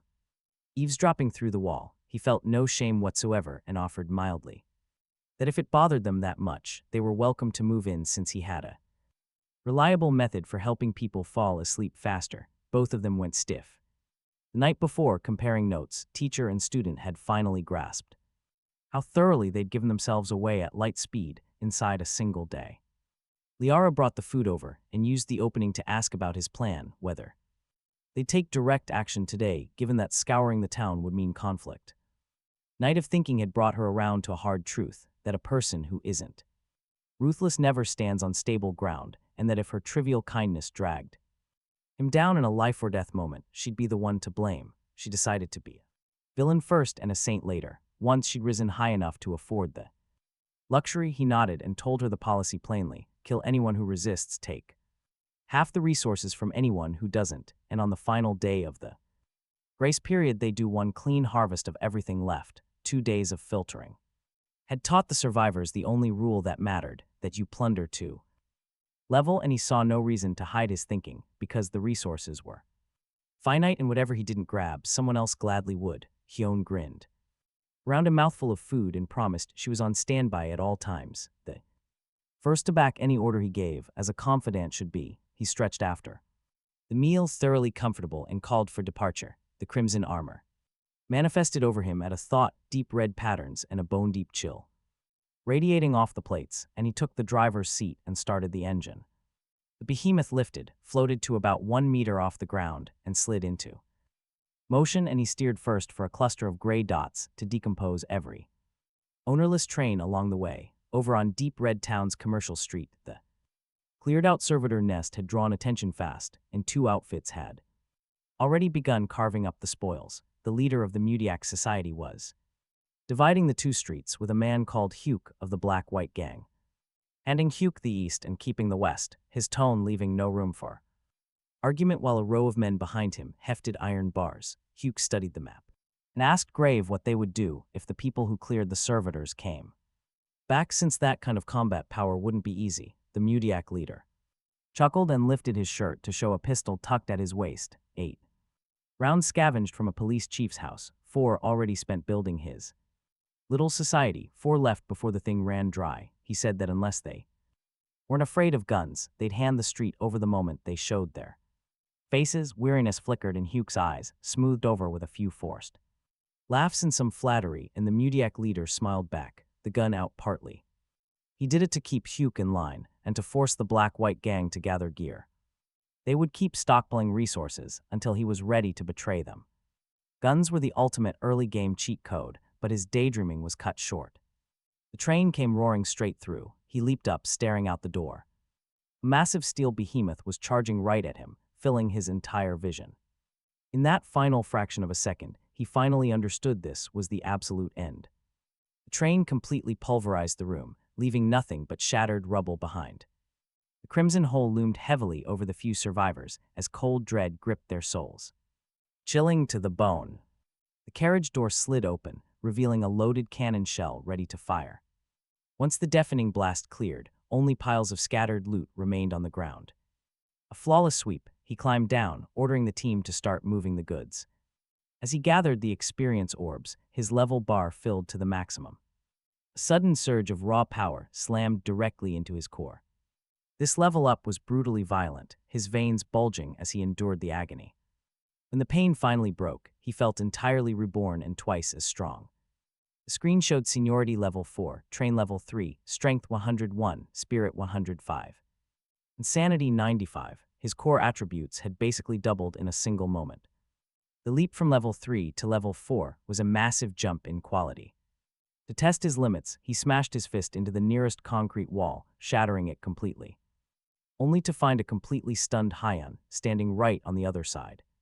She puffed her cheeks, complaining that he had almost killed his cute body pillow.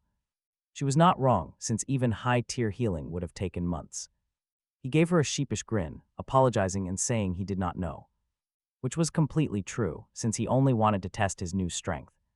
Now a single punch from him packed the force of a literal cannonball. Crushing any level 3 survivor barehanded would be an absolute walk in the park.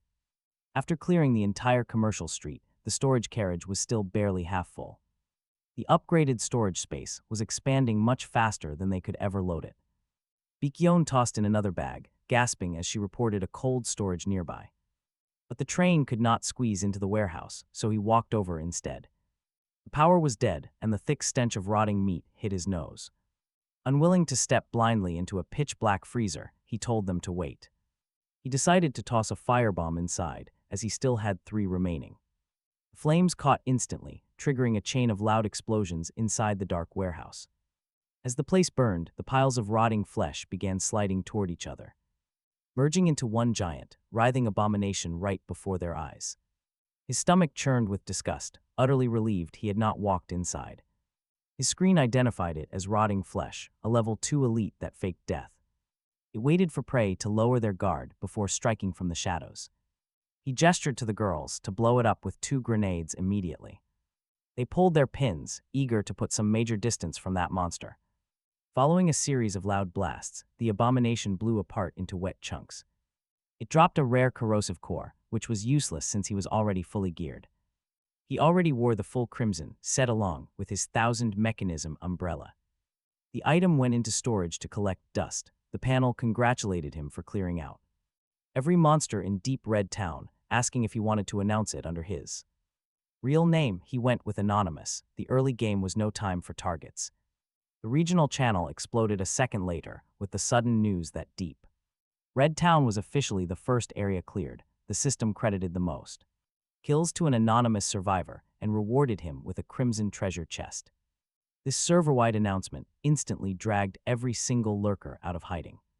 Wang Ho refused to believe one guy cleared an entire map by the 3rd day, so to beg to carry his bags. Jang Ip Yang wondered if this was some chosen protagonist straight from a system novel. Li Ya just sneered that anyone with decent talent could do it. He just skimmed through the useless noise, completely losing interest. Opening his map only brought pretty bad news, confirming that 0 monsters remained. The entire zone had been thoroughly picked clean, making his next upgrade look impossible. Then, with perfect timing, the game dropped a brand new update. Players were given a grace period of 5 days before the first beast tide. The system warned that basic supplies would only come from treasure chests from now on, ordering everyone to quickly reinforce their trains. Performance would be ranked on a global score, with the top 100 getting rewards. The chat that spent the last hour praising him immediately flipped to crying and complaining, because bread and ready-to-eat food had to be hunted or scavenged from the wild.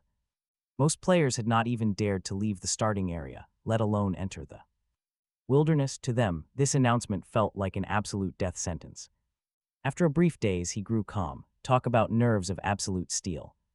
This beast tide was just another dungeon run for his fully geared-up self. Food was something he would never lack. He had enough to feed 10 extra mouths. Liara walked over with a worried look, asking if they should upgrade their defenses over the coming days. He agreed, telling her they would sell off half of their awful food for minerals and buy any train blueprints the second they appeared. Their train still crawled at a low speed and needed to stop for crimson fuel, so he decided to pause their journey and start building, welding the vehicle into a solid fortress. A nearby mountain had a giant skull icon on the map, the universal sign for a boss. Once the town was cleared, he parked there and sent Hyun, Liara, and Baek Yang to search for special structures, warning them not to rush in blindly while he scouted for paths of his own. Halfway up, he discovered a ruined mountain track lined with ancient structures leading to a dark cave. His flashlight showed nothing inside, so he recalled the others to assemble a quick exploration team. Baek Yang cast a speed buff on everyone in case they had to run. Her acceleration Being a shareable skill, he gladly accepted it, since in a situation like this, any boost to their survival rate was worth having. His feet felt instantly lighter. Inside, they found old skeletons picked completely clean, and at the far end stood a massive iron door that triggered a screen the moment he approached, revealing the Crimson Shelter dungeon, difficulty level 5, dropping rare coins. Organization crystal cores, gear set pieces, and chests. The description calls it a shelter built during the early days of the outbreak, once carrying humanity's hopes before failing and birthing a powerful monster inside. The note said he could leave anytime, but exiting before the boss died would reset every monster, except the chests on a 2-hour cycle, a level 5 dungeon against his level 4. It is incredibly risky, but having the freedom to escape at will hands him an idea. He will skip the boss, farm the minor mobs, and withdraw. He can grind them forever. Heian's eyes light up at the status panel, just a sliver short of level 3, convinced after days of empty maps that leveling was finished, but now a whole dungeon has fallen into their laps. He sets up the team formation, himself at the front, with Beak Young right behind him, ready to feed.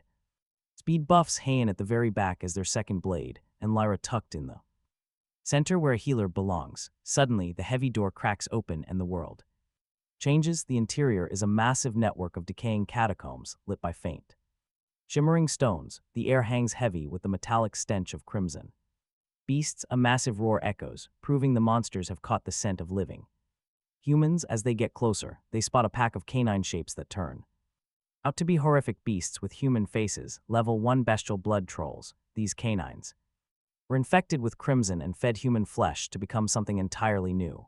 He tells the others to handle the level 1 trolls while he hunts for bigger game, knowing that 10 level 1 kills cannot equal the experience of a single level 2. For a level 4 like him, better to leave them as easy experience. A level 2 troll lunges forward to bite, and he welcomes the chance to practice close combat. His umbrella reshapes instantly into a dark sword in his hand, a crimson blade, flashing as he triggers Crimson Slash, splitting the monster clean in half. In midair, its dying shriek echoes throughout the shelter, summoning something far larger, a level 4 elite blood beast, 4 meters of raw muscle looming over him like a terrifying mountain. True battle spirit flares in his chest. The monster slams its fist down, but instead of dodging, he plants his feet and grips his sword. Two-handed, the massive collision sends a gust of wind roaring back, forcing the beast back several paces until it topples. His arms are numb from the shock. Dungeon monsters are tougher than those outside, but he still holds the upper hand, because his crimson set gear gives him a massive edge against crimson enemies, cutting their incoming damage by 50%. Among equals, no crimson beast can ever hope to be his match. A deep line of blood slices across the monster's chest as his cooldown resets, and he brings the blade down hard again. The two halves slide completely apart, dead. The system rewards him with 200 experience, 3 deep red organization materials, and 100 red crystal coins. He exhales and keeps slashing, charging straight into the level 2 beasts that follow him, as his experience and raw combat instincts both climb by the second. Back there, Lyra works a sniper rifle from the rear, picking off level 1 stragglers, her eyes flicking constantly between him and Heian. The very instant anyone takes a wound, she activates her healing gift. Her simple housewife hairstyle comes undone as her dark hair transforms to brilliant gold, her ears stretching into delicate elven points. She clasps her hands in deep prayer, summoning a brilliant holy light, and a emerald wings spread from her back, scattering glowing light across all of them. Every wound seals instantly. She is a truly incredible healer. All of his wounds close up immediately as some of his stamina returns, allowing him to charge straight back in. He grips his sword with both hands, mowing down blood beasts like grass. Soon the field is clear as Beak Young drops the very last beast. This single run net him over 2,000 experience, pushing Hyun and the others to level 3. Grinding is absurdly fast. After a short rest, he starts searching the ruined houses for chests. He finds only junk until an old administrator shelter room stops him cold because a silver treasure chest is sitting right in plain view. It is too plain. Every chest before this was buried in some toilet. This one parked so obviously in front of him reeks of a trap. He shifts his umbrella into a rifle and fires. The chest roars, splitting wide open into a bloody maw to lash a giant tongue at him, but he stands braced. His knight sword flashes in a crimson slash to sever the monster's giant tongue. With a single thrust through the howling mimic, he finishes it, looting 10 defense components. 30 defense parts, a crimson crystal core, and an excellent grade core. This growth core is exactly what he needed to upgrade his weapon. He can lift a growth weapon from uncommon to excellent, so he uses it immediately. The panel runs the upgrade, leaving his weapon at level 5.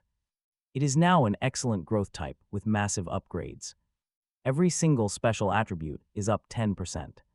This grants armor piercing, ranged slow, and a brand new weapon skill called Sharp Blade, which deals absolute true penetration damage. On a mere 1-minute cooldown, he takes some test swings and finds it slightly heavier. A cold light flickers at the tip, promising him absolute true damage. This makes him a total hard counter to early physical monsters. But whether he is ready to handle a level 5 boss is still a very massive gamble. With over 2 days of grace remaining, he chooses caution. There is no point risking everything when dying would erase his progress. When he finally returns, he finds Hyun and the others still resting peacefully near the exit. She immediately latches onto his arm and presses her face to his shoulder. She complains that she is incredibly hungry, prompting him to ask her mildly if she brought food. If she seriously forgot to pack any food before coming out. She just giggles foolishly, tapping her fingers together in embarrassment. She admits that she completely emptied out her entire backpack before leaving their last town. She is absolutely hopeless, yet she remains so obedient. He kindly hands her a few soft cream buns to tide her over. Grinning, she eagerly informs him that she has to nourish her body right now. After all, any milk she produces later belongs to the train conductor. He freezes in shock since she just voiced his exact secret thoughts. This immediately earns her a sharp flick to the forehead and a stern command to speak less. She winces, trailing right behind him while happily munching on her food. She is privately certain he won't refuse her when the time comes. She is just glad that her favorite train conductor can actually take a playful joke from her. After waiting 2 hours, they resume their grind, sending their levels soaring. He keeps pushing upward, racking up kills faster and faster now, a single sweep of his upgraded umbrella clearing out entire rooms at once. The system panel pushes him to level 5, strength 236, spirit 242, sanity 92. Though it feels smaller this time, he guesses that the real jumps only happen every 3 levels, meaning he needs level 7 for the next big leap, after level 5. Even level 2 monsters pay out less, barely any beast in this entire dungeon can feed him decent experience points now. He tells the others to grind a few more rounds until they all reach level 4, only then will they challenge. The boss wanting Liara safely leveled up before taking that huge risk, a day later the team averages level 4 while his own experience bar barely crawls, just over 3,000 and refusing to budge. The dungeon is dry, so he calls it, telling them this run has nothing left to give. It is time to head straight for the boss, and the 3 of them nod. They clear out the remaining trash mobs in a familiar slot and push to the shelter center. The old research lab sits sealed behind a heavy steel door, opening up to a curled creature half seen in the fluorescent light. A foul, fishy stench rolls out ahead of it. The system panel names it the Crimson Aggregate, level 5, a fusion of man-made and wild crimson monsters sporting 5 skills and able to summon crimson beasts out of the shadows. This is the strongest opponent he has ever faced, even ordinary firearms will not scratch it. He tells the other 3 to do nothing but support him and clear the summons, sending them against a level 5 boss. Would only offer the beast an easy snack. Baekhyun's speed buff washes over him as a wave of blue light making his movements featherlight. High up, Paget beats her chest and swears that as long as she draws breath, she will guard the entrance, taking care of the trash mobs. As the team's second strongest, her raw attribute stats actually measure higher than his. He shifts his umbrella into a long spear and he creeps toward the sleeping beast, and trust me, he is not wasting this perfect opening. Crimson energy gathers at his sharp spear tip, focusing down to a cold edge. Crimson slash stacks onto his sharp blade. He leaps with everything he has to reach its head.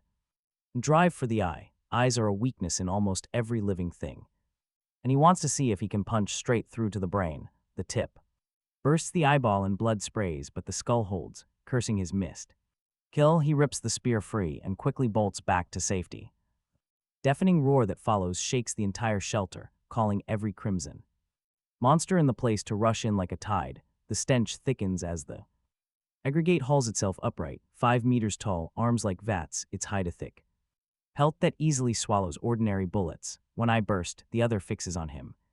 With pure boiling resentment, the ground jolts with each step, he leaves no room for carelessness, leaping clear as a massive fist comes down to hammer a crater into the floor. Then he springs onto its turning blind side the instant his cooldowns reset. His spear shifts to a saber, shearing off half its head in one cold flash.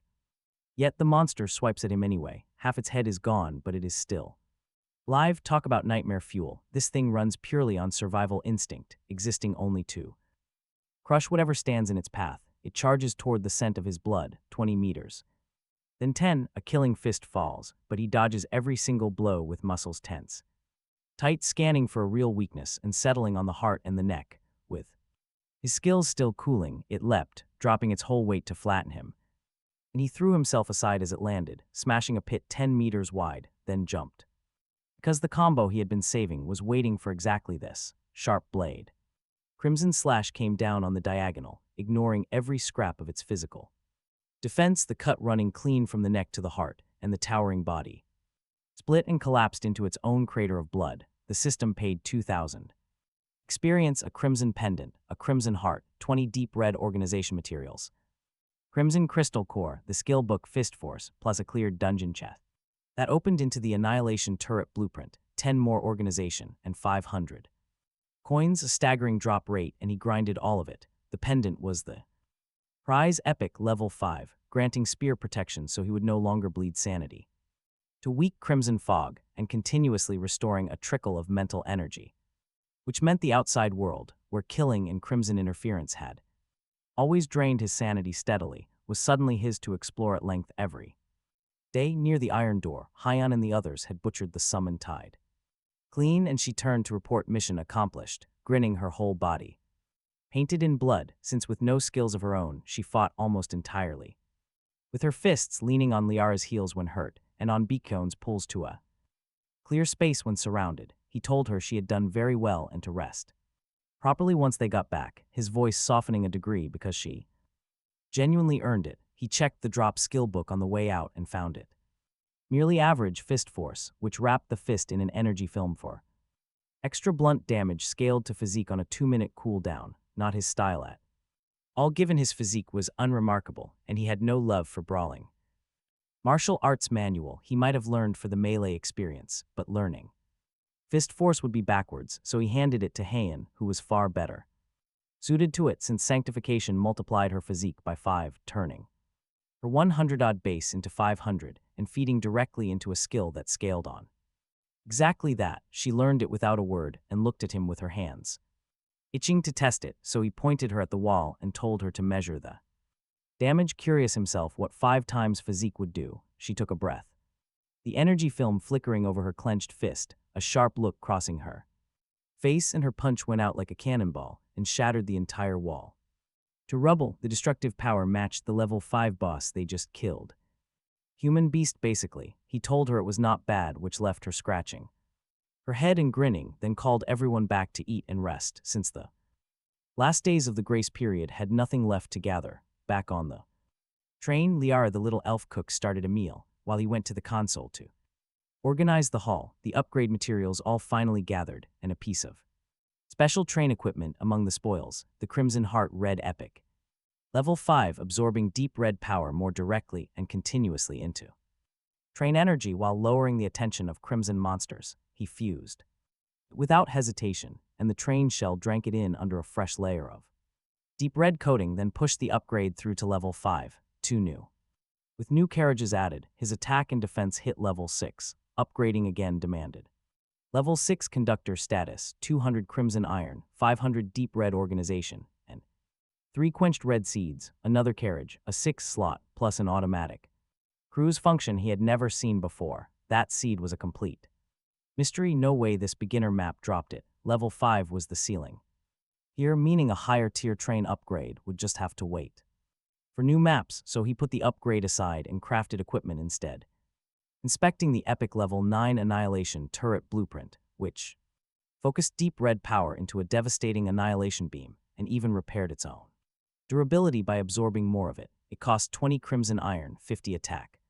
Components 30 defense components, and 20 organization. He checked his crimson iron. It was gone. He had completely burned through his high-tier stock and deep red town. Had food but 0 minerals to replace it, so he opened the chat to sell a pistol and a rifle, since his level 4 stats now easily outclassed basic guns. While Liara and Baekhyun kept theirs for self-defense, given their support.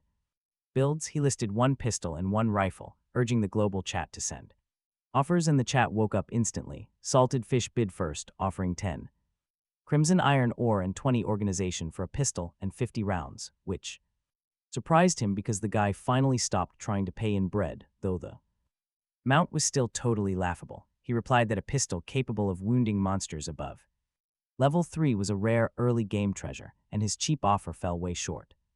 And right on cue, Zhang Pao stepped in, offering 300 crimson iron ore, a piece of special red crystal mother ore, and a demand for 1,000 bullets.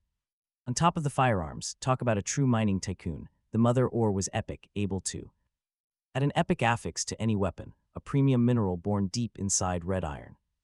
Caves where even low-grade veins rarely drop a single piece, so he quickly closed the deal and finalized the trade. Zhang Pao sent his thanks, sharing the stressful news that mutant rats had pinned him in a deep mine shaft for an entire day. That explained his massive generosity. The poor guy was about to be eaten alive. He found himself hoping the guy would survive, since those 300 units of crimson iron ore were incredibly sweet. Whether he would ever learn to actually forge this mother ore was another matter, so he tucked it away, waiting to recruit a skilled blacksmith companion someday.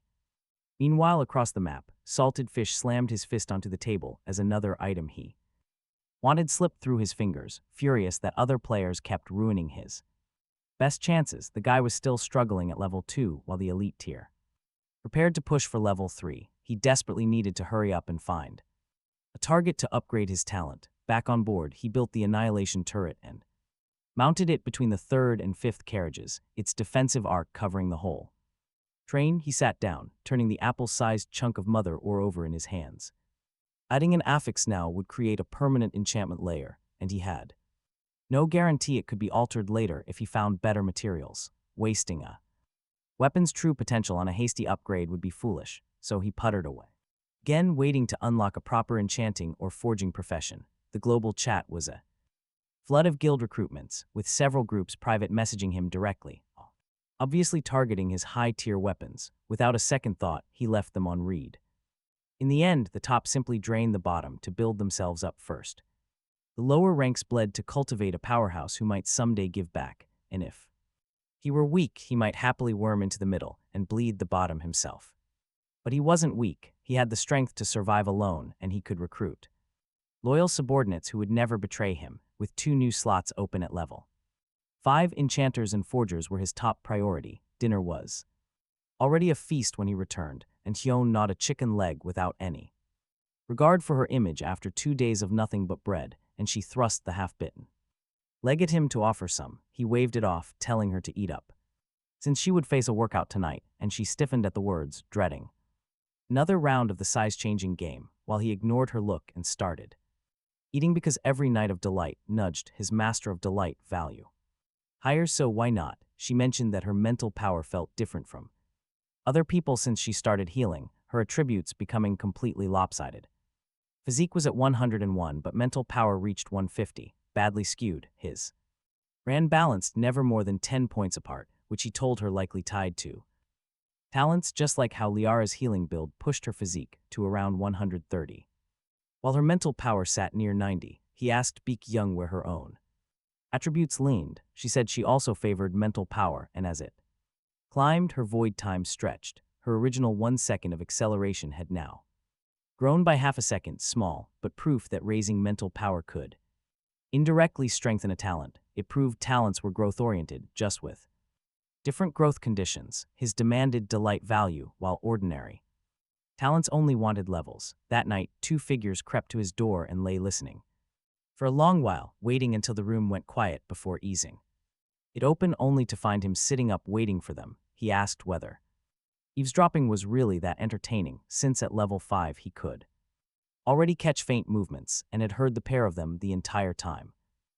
Young scratched her head in embarrassment, admitting she had only been curious why Sister Hyun carried on so fiercely every night, given the ghostly wailing through the wall. He told her offhand she was welcome to watch or join in, though the technique itself was something she would never be able to learn, since Hyun's playstyle came entirely from the sheer uniqueness of her talent. The night passed easily enough, 3 against 1, and him composed throughout. And in the morning the panel offered a rare Master of Delight card. He opened it to find a special event triggered. 3 is a crowd. The drop rate doubled and the reward went critical, paying out the skill book, 1 character continuous / 24 bottles of energy drink, primary weapon insight, and 100 all-purpose vitality pills. This crazy special event and skill book made him raise an eyebrow because 1 character continuous slash made each strike twice as strong as the last, stacking up to 9 times for 9-fold damage, with no cooldown. Its duration was capped only by physique. No cooldown meant it could stack endlessly, and after the 9th strike, every blow landed at 9-fold force, which would turn a man to mince. The energy drinks and vitality pills were recovery items, perfectly suited to pair with a stamina-hungry.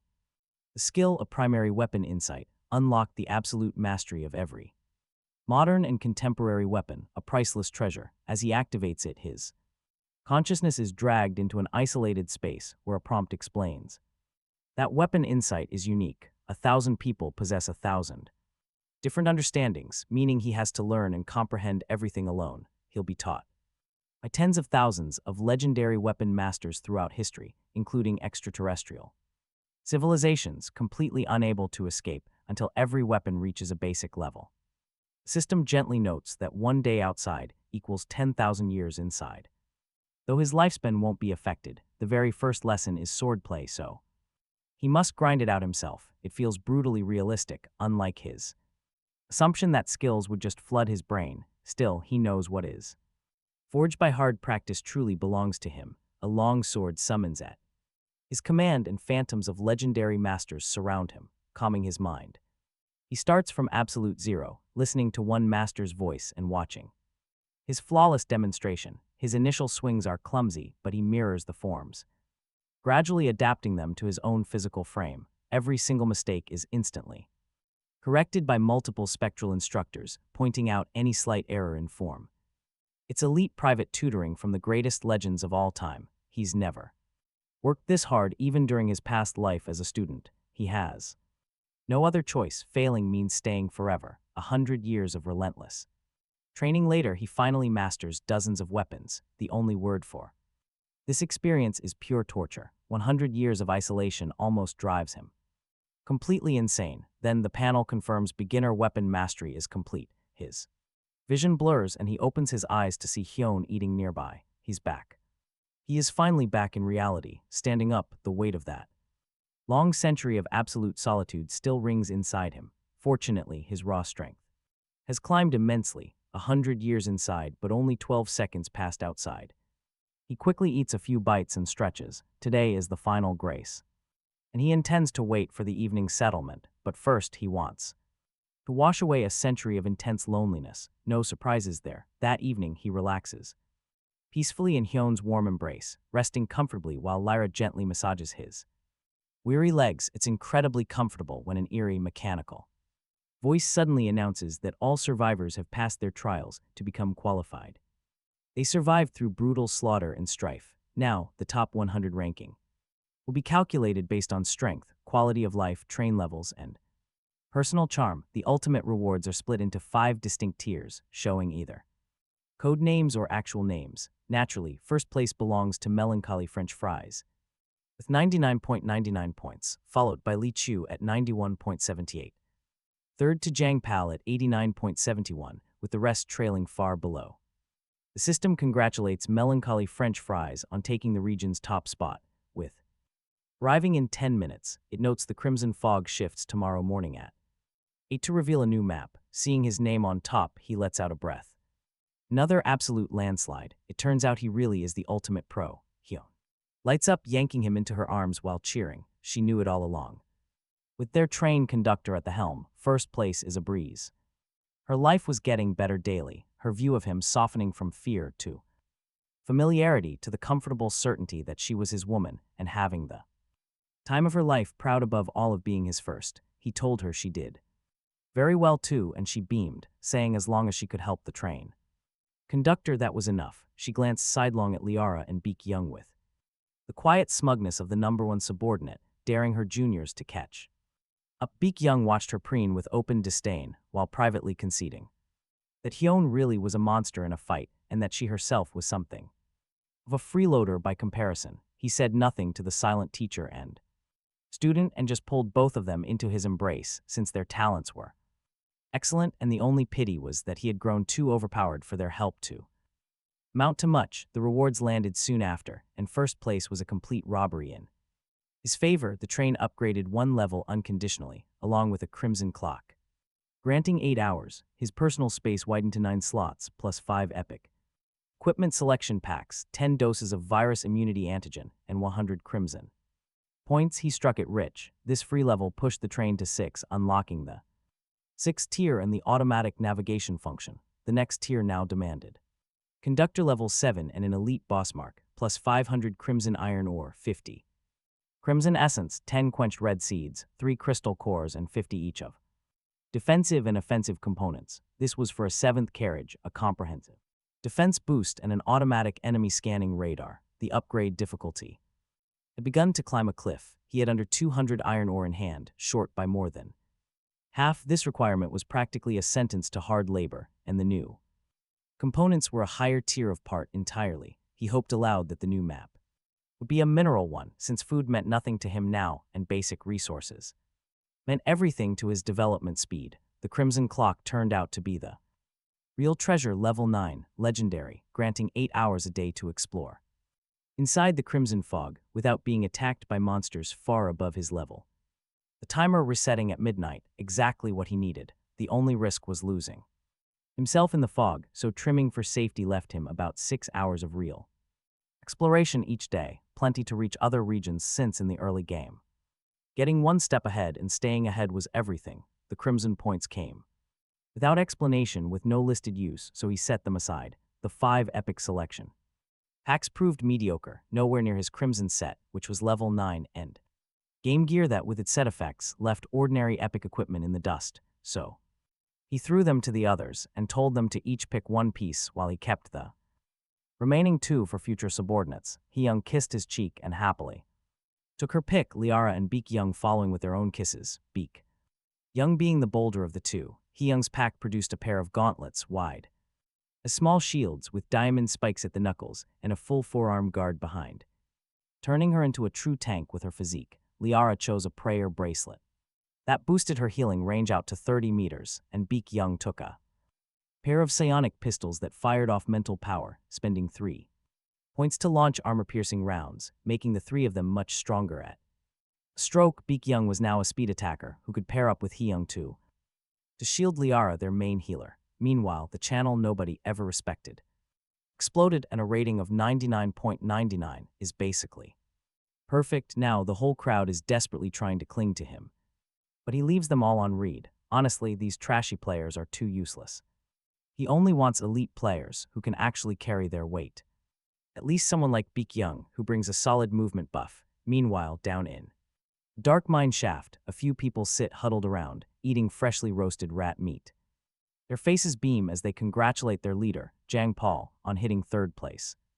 To secure this spot, they nearly wiped out every nearby competitor and grabbed the entire mine for themselves. Now, Jang Paul commands a level 3 train, while his lackeys are only a few materials short of upgrading theirs. Still, he sighs, recalling how he spent a fortune on weapons when the rats swarmed him. Otherwise, he would have hit level 4. His men quickly comfort him, insisting that French fries just got lucky by finding a cache of firearms. Without those guns, he is nothing, and with a bit more luck, Jang Paul would have taken first, but Jang Paul only chuckles, his tone suddenly turning serious. He warns his crew never to underestimate the top players in this world. After all, there is always a higher mountain and a stronger opponent out there. Deep down, he knows clearing such a massive resource point takes real skill. And it could not have been simple luck. There is definitely immense power behind it, the kind of brutal pressure that would easily crush weaker men. Meanwhile, another player named Salted Fish sits in 8th place, absolutely seething. He gained nothing this whole time, cursing because he cannot find the right women.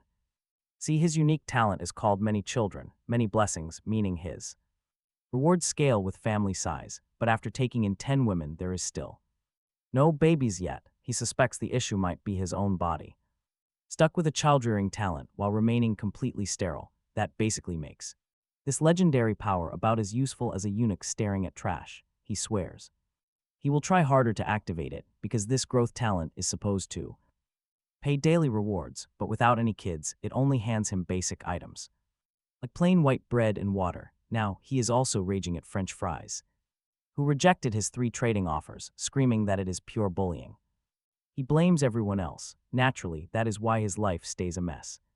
But of course, our main character does not care, and honestly, he has no idea he even made an enemy just by rejecting some random trades. But even if he knew, he would just look for an opening to eliminate salted fish. No mercy. Once a guy proves himself an enemy, he is done. Striking hard against enemies is his first rule. He tells his companions that tonight is their very last rest before the new map drops, and nobody. Zero mistakes allowed. His tone is grave. Even in first place, the gap between him and the rest is still narrow enough for someone to catch up. With just one lucky break, meaning he must grow stronger and leave them behind. For good, hearing this, Haeyeon giggles, climbing on top of him as she playfully shrinks and grows on his command. He finally opens his eyes at exactly 8 o'clock the next morning, greeted by a wave of comfort and a brand new map is here. Each carriage features only a tiny basketball-sized window, perfect to watch the scenery slide past as the train safely navigates around danger zones. Checking his communication channels, he finds friend requests flooding in.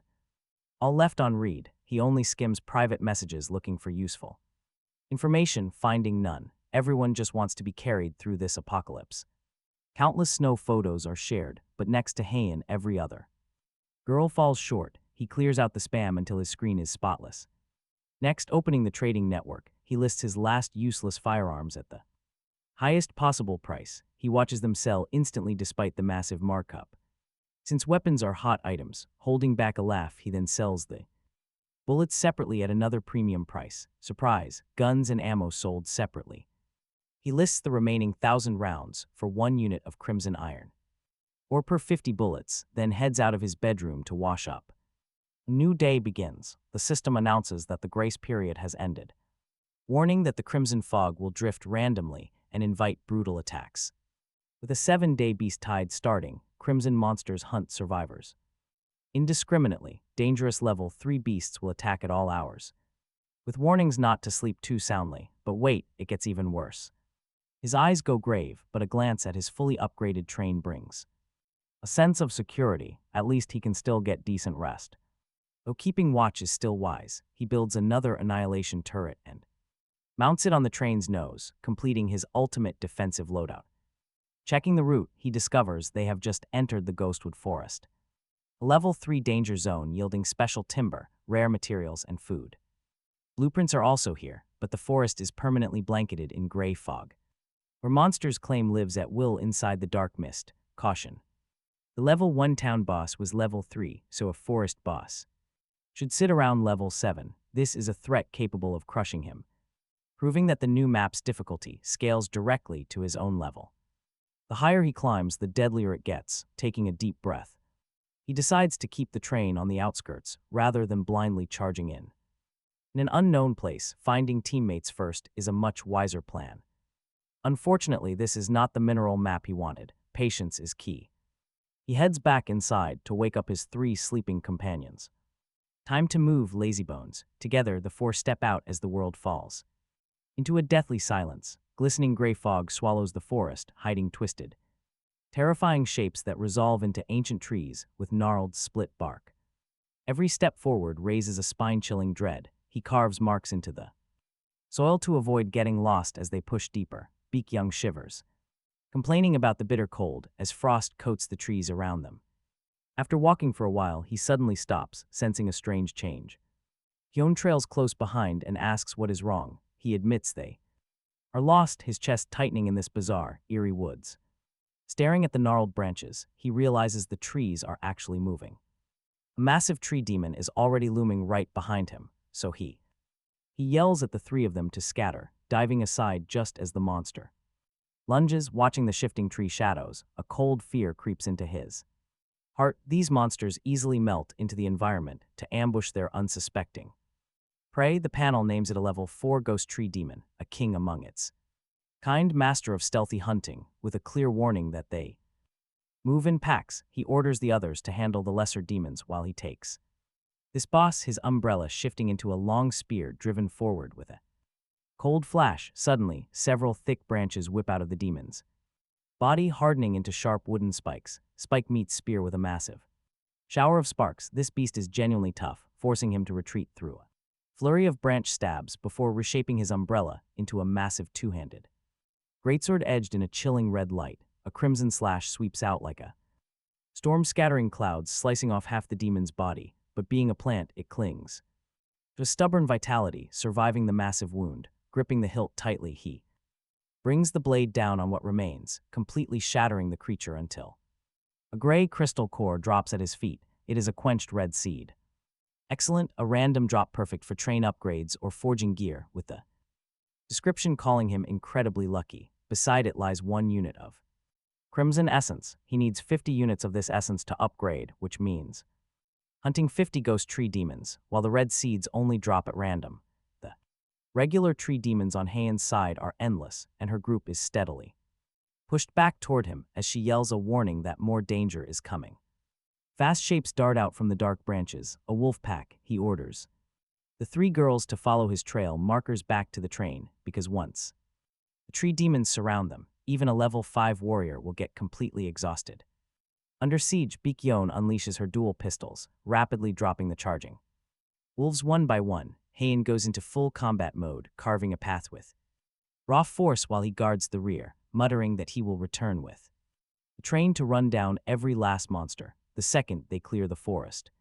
The ghost tree demons fall back, leaving only the wolves pursuing them, and the train turret shreds them to pieces. Once safe inside, Heian collapses to the floor, gasping that she almost died in there, which is no exaggeration, since without his markers on the path, they would have been ground to absolute nothingness. He tells her to rest, planning to explore again tomorrow, deciding to drop their aggressive rush for a slower strategy of clearing the borders first before moving inward, since the thick forest can easily disorient them. He plans to chop down every single tree. Night falls and the crimson fog stirs restlessly. A roar echoes from the distance before any of them can truly rest. Gigantic beasts pour out of the fog as the system announces the first round of beast attacks, an opening wave lasting 2 hours. Staring at the massive horde, he feels the world's direct malice landing on him. The average beast is level 3, and their leaders are level 5, matching his own rank. Targeted clearly, he curses but feels a fierce fighting spirit surge, because targeted or not, every single kill is pure free experience. He turns to the 3 girls, spear ready, telling them to fall back into retreat if they couldn't win. Liara, especially, was tasked with healing them from the entrance, with the other 2 staying close to clear out whatever he missed, retreating the moment an elite appeared so he could handle it himself. Their entire purpose was to share the load and keep the healer alive too. Keep him standing. Then, he charged his 2-handed greatsword straight into the horde. The turrets blasted plenty of them apart before they closed in, leaving mostly level 5 leaders to actually reach him. Before the real fight began, he cut down a few weaker beasts to stack 9 layers of 1 character continuous slash. And he split a level 5 lord clean in half with 1 stroke. 9 layers was genuinely terrifying, easily enough to let him trade blows with level 6 monsters. But crushing a level 6 boss outright was still a stretch. Suddenly, a level 6 Tiger King lunged, leaving him caught between it and the Wolf King. He drove the wolf back but was a step too slow as a tiger claw raked his back. There was a muffled impact but no wound, his crimson armor flaring to life, hurling the Tiger King off. Not a single scratch remained where the claw struck, the reward of being fully geared, though that massive impact still left a dull ache spreading through his chest. The constant stacking of his continuous slash had meanwhile burned his physique below 20, and Liara healed him instantly. A grin spread across his face as he swallowed an all-purpose vitality pill in 1 gulp. Between her healing blessing and the pill, his physique climbed back near 80 and his combat power recovered to half. He raised the sword and brought crashing down, slicing the level 6 Tiger King in two. The ground shook and a figure nearly 7 meters tall stepped out of the crimson fog. It was a pitch-black bear, and the system panel blooming across his vision told him everything he needed to know in one cold sentence. The beast horde's first wave had finally produced its boss, a massive black bear king sitting at level 7. Wielding adamant claws, earthstone armor, and savage bear fury. The description warned him not to test his strength against it unless he wanted to be beaten into pulp, which was just a polite way of saying he was outmatched. He was only level 5. The jump to level 7 was a massive qualitative gap, not just a numerical one. He felt that crushing pressure land on his shoulders instantly. There was zero time to weigh options. The Black Bear King's fist came down before he could even think, and the roar of it slamming the earth rattled his teeth. His annihilation turrets answered without pause, hammering the giant boss in a steady drumroll, peeling away that stone armor one heavy round at a time. He exhaled, set his grip on the greatsword, and called up his strongest move. The 9-layer one-character continuous slash, paired with the sharp blade crimson slash. The blade flashed with a chilling scarlet halo as he swung, and the sword light tore into flesh, burying itself deep in the bear's tough hide. Then it stopped. The edge had only carved through half the body before it wedged tight, stuck inside the beast, and that failure cost him. The pain drove the Black Bear King into a frenzy. A paw the size of a car door swelled across his vision as it fell toward him. He shifted to dodge, but 2-leader-level beast kings darted out at the exact same instant, cutting off his line. Li Heen reacted before he could even curse his luck. She sprinted in with her fist shield raised and slammed, knocking both level 5 beast kings right off their feet, moving like an absolute war goddess who had decided to settle this personally. Baekhyun fired twice, sending 2 armor-piercing rounds tearing through the chaos, layering a speed boost over him so his body felt incredibly light. He slipped the falling palm by a hair, wrenched his sword free, and brought it down clean. A massive arm dropped away, and the Black Bear King shrieked. He answered that scream with another flash of crimson aimed right at its skull, his nearly 2-meter blade lopping the head off in a single stroke. The kill notice confirmed that he had dropped a level 7 horde boss, and the rewards flooded in. 5,000 experience points, a crimson crystal core, and some crimson essence alongside a savage bear charge skill book. This massive experience gain pushed him straight to level 6, easing the ache in his chest as his body quickly knit itself back together. He quickly chose to decompose the carcass, letting his train warehouse swallow the haul. 300 units of premium level 7 beast meat, plus mountains of lower-grade loot. He had seriously underestimated this event, and the cold sweat on his back proved it. Lee Hyun cleared the last stragglers and rushed over her, worried eyes scanning him for wounds. He waved her off, telling her it was nothing, just some minor internal injuries from the recoil. Luckily, his crimson armor had kept him from looking any worse than he felt. Even before he spoke, Liara's healing had already mended what little damage remained. Back inside the train, he finally let himself breathe. For ordinary beasts, the turrets handled everything just fine, and even against this savage horde, the train's massive firepower was never the issue. Too many targets, even 3 turrets firing at full output, simply could not clear them all. Both women volunteered to keep watch that night, but he shut that option down fast. Baekhyun was the better pick, since her dual pistols could pick off any stragglers cleanly, while Lee Hyun was far too valuable as a frontline warrior to waste on a sleepless shift. He handed the Savage Bear Charge skill book to Lee Hyun, telling Baekhyun to take the first watch while he handled the second, scheduling Lee Hyun and Liara to cover the following evening. They had one day of solid breathing room before the next wave, while the beasts roaming the forest were weak enough that a single guard could easily manage. He had Liara roast 4 prime cuts of that level 7 beast meat, since it greatly nourished blood and energy, strengthening the body. Right now, nobody else in this entire sector had access to meat this good. Still, his train needed upgrades. His attacks were far too linear, with every weapon firing straight and lacking area coverage, and if he had owned any weapon with splash damage, he would never have stepped off. For those weaker beasts at all, only the Black Bear King would deserve his attention. He opened the world chat to hunt for portable equipment, since he had 2 empty carriages begging to be filled. But check this out, the first thing he saw was the survivor count: 75,000 left out of 100,000, meaning over 10,000 people died. In a single night, once the novice protection period lapsed, the regional chat had become a flood of panic, with survivors begging to quit and mourning their scrapped trains, desperately broadcasting their wanderer status with absolutely no roof. Nothing but beasts snapping at their heels. That was the brutal cost of losing a train. They did not die outright, but instead became prey with nowhere to run, which in this harsh world meant the exact same thing eventually. He quickly listed his beast. He put up low-level meat for sale, posting a buy order for weapon designs, blueprints, or completed gear. Instantly, the usual massive flood of chat messages hit. Everyone whined, then useless chatter buried his post. Suddenly, private messages flooded in.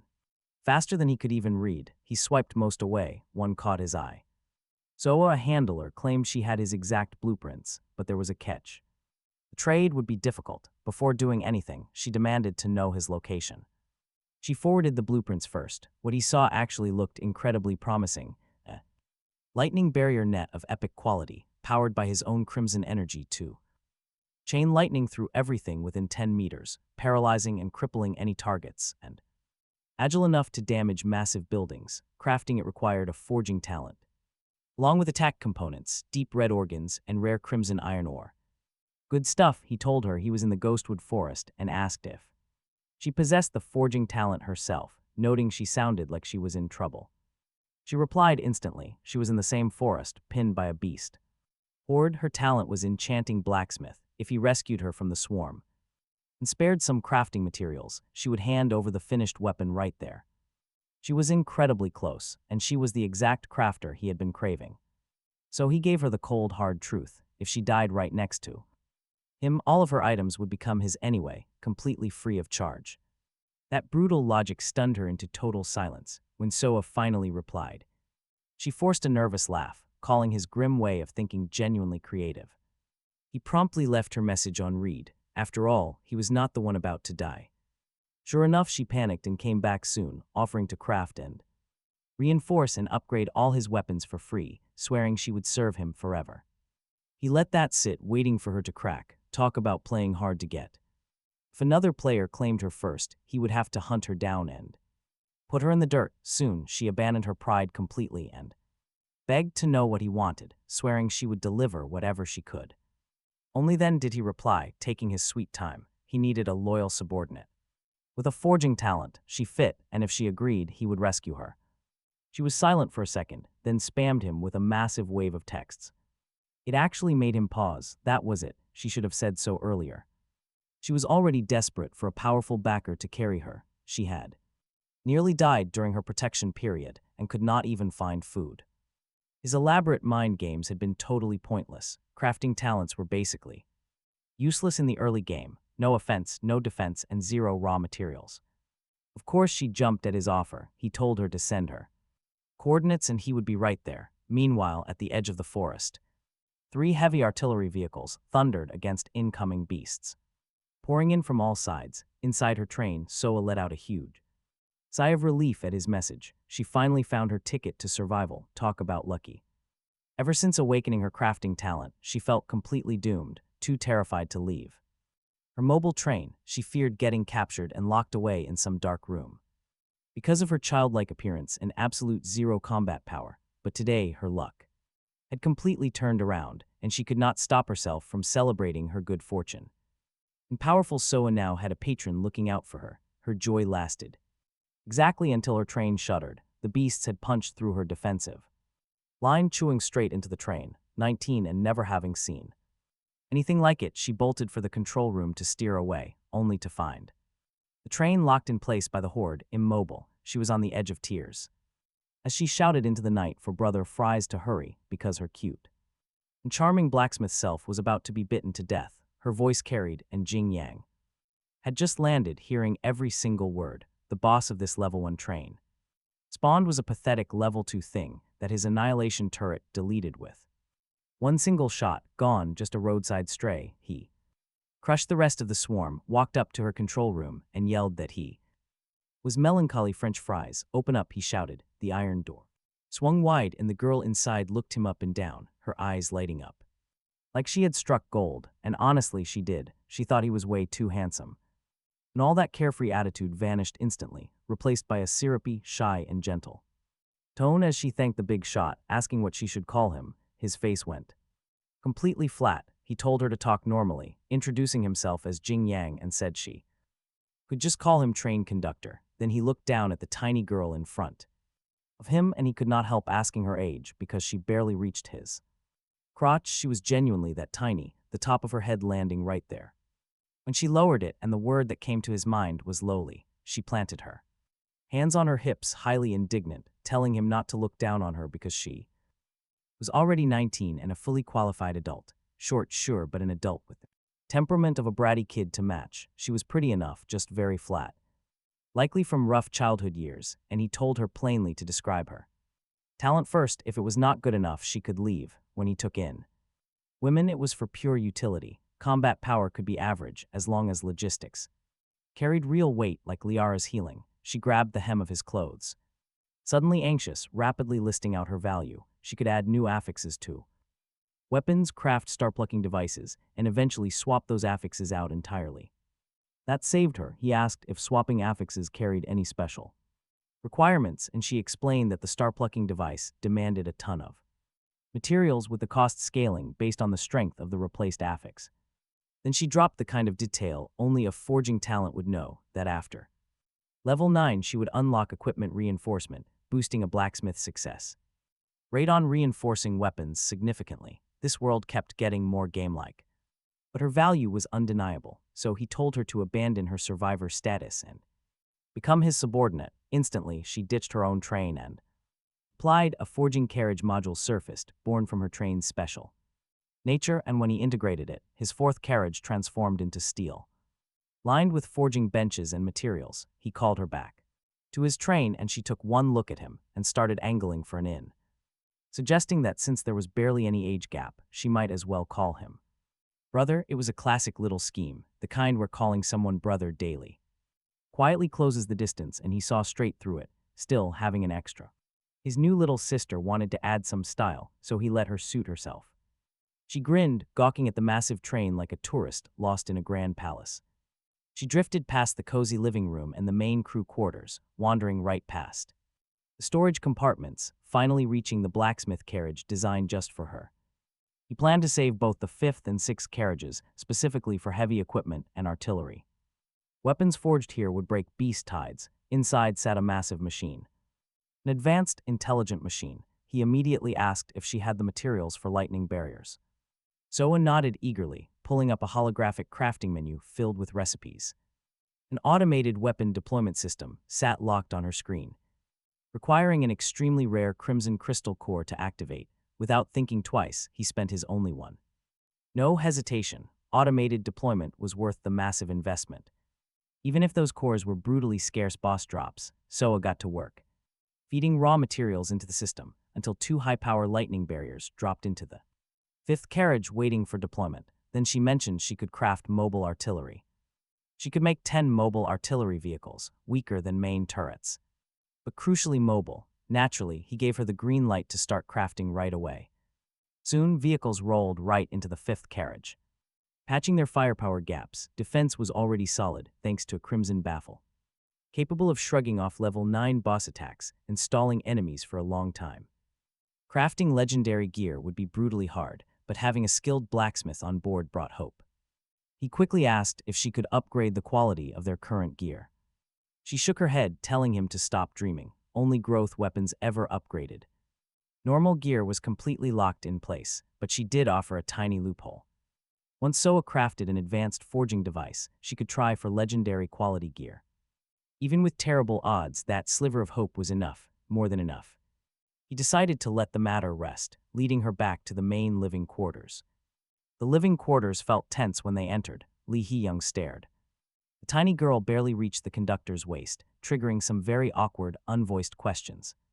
And honestly, the crew starts thinking the conductor has some pretty wild tastes, spanning the entire range from her own giant frame all the way down to this tiny recruit.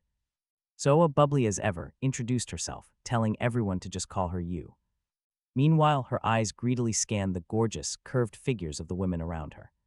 She quietly marveled at how incredibly well the conductor was living. Lee Hee-young welcomed her warmly, introducing herself with a friendly smile. Liara brought out a steaming plate of freshly roasted premium meat, offering her some. Baekhyun kept her own introduction brief. Soa immediately took a huge, eager bite. And her eyes lit up. The meat actually boosted her overall physical stats. The conductor confirmed it came directly from a level 7 boss. Dinner ended soon. They were all exhausted from a brutal day, so he prepared a massive hot bath. Large enough for the four of them, but Soa suddenly found herself shut out in the hall. She stood alone in the hallway, completely shut out. Through the door, faint sounds drifted over the noise of the rushing water. Her face flushed crimson. A strange, uncontrollable heat spread through her skin. She realized right then that she could never let herself be excluded from this group. Blending in was her only survival plan, because outsiders never lasted long. She needed value and charm both. One quick glance at her figure told her. The charm part would take some real work, that night with Baekhyun keeping watch. Outside, a knock sounded at the door while he rested in Lee Ha-yoon's arms. It was So HWA, freshly bathed and wrapped in a towel. Her pale skin looked flawless. Under the lights and her cheeks flushed, though he suspected the redness was annoyance rather than shyness. He could not resist teasing her, with her figure she hardly needed to cover up so carefully, making her face turn redder. Still as she puffed out her cheeks, scolding her train conductor brother for teasing his own little sister like that, she looked cute, shy, and a bit like the girl next door. Then she closed the door behind her and the channel. Later confirmed her pleasure value spiked. Drop rate climbed to 150% with a rising critical chance, and a premium pleasure card dropped straight into his inventory. He kept it unopened. He planned to wait until evening for any special events. It might trigger. By 8 the next morning, so HWA still had not surfaced, which told him everything about this brat who talked big and folded when things got real. She had insisted on taking on more than she could handle, barely managing it, the exact kind of kid who was both unskilled and way too overeager. Still, her constant talk about her brother actually pleased him, so he left Lee Ha-yoon to watch the house and keep an eye on the little one in case she wandered off and got lost. Lee Ha-yoon patted her ample chest with full confidence, telling him to leave it all to her. If she had never become his subordinate, she might well have taken the second leaderboard spot herself instead of the rival who currently claimed it, but she knew everything she had now came from him, making her devotion run deep. And true, because of it, he had wanted to upgrade his 1000 mechanism umbrella that morning, but seeing the absolutely exhausted state so HWA was in, completely killed the plan. She was simply too weak to handle it. Leaving the train, he took the lead, put Baekhyun at the back, and placed Lee Ha-yoon's healer in the middle. The crimson armor set covered him head to toe, fitting like it was forged for his body, keeping his speed unchanged. The dark red metallic sheen added a bleeding edge to the bone-cold air of the ghostwood forest. Right at the entrance, his umbrella transformed into a cannon, and he unleashed 5 mobile artillery vehicles so HWA had built. They ran on the crimson energy packed inside red crystal coins, and he had those in massive surplus, so he poured 1,000 coins into each vehicle, unleashing fire to carve a straight path right through the trees. If he was not worried about stumbling into an area boss and getting trapped, he would have simply driven the entire train in and flattened the whole area.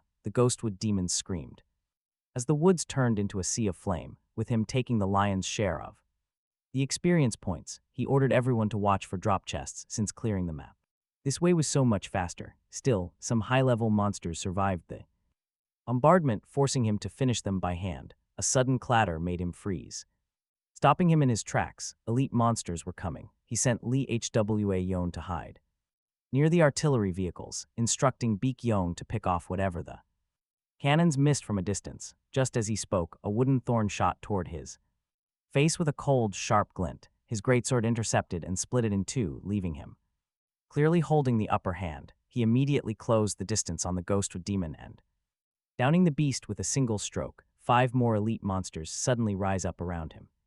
He unleashes his sword light, each rapid strike stacking the 9 layers of the one character continuous slash, one strike, one kill, then another. The whole skirmish is incredibly clean, lasting barely 10 seconds from start to finish, with his level suppression and that 9-layer passive combining. Ordinary elites simply cannot touch him. With the area clear, he spots a chest nearby and fires a round into it to check for a mimic. The bullet only craters the surface, meaning it is real. Better yet, it is golden yellow rather In the usual drop, opening it yields a crimson crystal core, a full crimson. Set blueprint, a golden spirit crystal, and 10 quenched red coins. The set blueprint is of excellent quality, granting massive defense and withal. 5 pieces collected, granting 10% damage reduction against crimson monsters. Requiring only deep red organizations, crimson iron ore, and a forging. Carriage to craft, the description calls it god-tier early game exploration. Gear, openly suggesting he craft extras to profit off the price. Difference, the math is easy, selling a single piece for 50 units of crimson. Iron ore would be completely fair. Right now, almost nobody in the entire sector owns proper equipment, not even his own people. He really was the right person to recruit. That golden spirit crystal is epic, capable of adding an epic grade A stat to defensive gear, a treasure pulled only from chests. The system panel cheerfully tells him he has great luck. Solid haul, all of it stashed in his space. Suddenly, a strange shout echoes and his mobile artillery vehicles come under attack. Several figures stand nearby, about 20 of them, men and women alike, faces fierce and eyes glinting with viciousness. Most of their weapons are ordinary grade, but their numbers and coordination are far above the usual rabble. He narrows his eyes. This is no random pack, maybe Jiang Pao, Li Chue, or some other leaderboard.